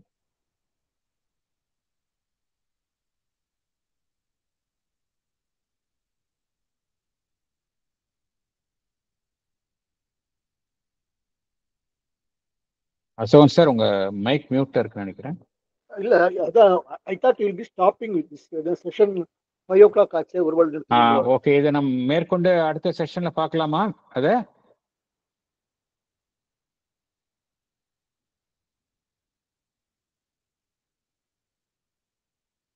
வாட் அதர்ஸ் பண்றாங்க தெரியல சார். எஸ் சார், நெக்ஸ்ட் செஷன்ல பார்க்கலாம் சார். எஸ், நம்ம வந்து ஏன்னா ஒரு நீண்ட கடித பதிலாக இருக்கின்றது. அது இல்லாமல் ஒரு கூறக்கூடிய உண்மைகள் எல்லாமே பார்த்தோம் அப்படின்னா ரொம்ப ஆழ்ந்த பொருளுடைய கருத்துக்களாக இருக்கின்றன. நாம் அதை பொறுமையாக அடுத்த செஷன் நம்ம பார்க்கலாம். தேங்க்யூ. அது முக்கியமான ஒரு விஷயம் என்னன்னா, இனிமேதான் அவர் நம்மள ஹேண்ட் ஹோல்ட் பண்ணி அழிச்சுன்னு போறாரு இந்த பாத்துல. பிராக்டிக்கல் ஆஸ்பெக்ட்ஸ் எப்படி வெறும் தியரி அண்டர்ஸ்டாண்டிங் மென்டல் லெவல் அப்படிங்கறது தாண்டி அதை எப்படி வந்து பிராக்டிக்கல் லைஃப்ல கொண்டு வர முடியும் அப்படிங்கிற ஆஸ்பெக்ட்ஸ்க்கு போறார் பகவான். அந்த இடத்துல கொஞ்சம் ரொம்ப அட்டென்டிவா கேட்க வேண்டிய ஒரு விஷயம் அந்த இனிமே வரக்கூடிய விஷயங்கள்லாம் அப்படின்னு நிச்சயமாக. அப்படின்னா நம்ம அடுத்த செஷன்லயும் பொறுமையா பார்க்கலாம். அந்த ஃபர்ஸ்ட் சென்டென்ஸ் மட்டும் படிக்கிறேன் சார், அதுல இருந்து தெரிஞ்சுக்கலாம் என்ன வரப்போகுதுன்றது. You have asked what is the discipline to be followed in order to convert the mental seeking into a living spiritual experience. ஆமா, அதுக்கப்புறம் நமக்கு எல்லாமே இருக்கிறது மென்டல் சீக்கிங் தான் இல்லையா? நமக்கு எல்லாருமே பொறுமையா பொதுவாக பார்த்தோம் அப்படின்னா மனதளவில் தான் நமக்கு வந்து சீக்கிங் இருக்கு. அதை வந்து எப்படி ஆன்மீக அனுபவமாக மாற்றுவது என்பது குறித்து பகவான் விளக்குகின்றார். ரொம்ப அற்புதமான ஒரு கடிதம். சொல்லுங்க madam. Thanks for sharing. Sir, இதை வந்து நீங்க மெயில்ல அனுப்புங்க சார். எனக்கு வந்து இதுல இருந்து படிக்க முடியல. மெயில் அனுப்பிச்சிருக்க மேடம் எல்லாருக்குமே. மெயில் அனுப்பிச்சிருக்கேன் எல்லாருக்குமே. மெயில்ல இதுவும் வந்திருக்கு இல்லையா? வந்திருக்கு. மத்தவங்களுக்கு வந்திருக்கா பாருங்க, செக் பண்ணுங்க. வந்திருக்கு சார், வந்திருக்கு மெயில்ல வந்திருக்கு சார். சரி, பாக்குறேன். நான் தான் கவனிக்கிறேன். நான் எல்லாருக்கும் மெயில்ல அனுப்பிச்சிட்டு தான் இதை அனுப்பிப்பேன். சரி sir, thank you sir, thank you sir. Sorry. Okay பரவாயில்ல. நம்ம இந்த செஷனை முடித்துக் கொள்ளலாம். அடுத்த செஷனுக்கு போகலாம். அடுத்த பார்க்கலாம்.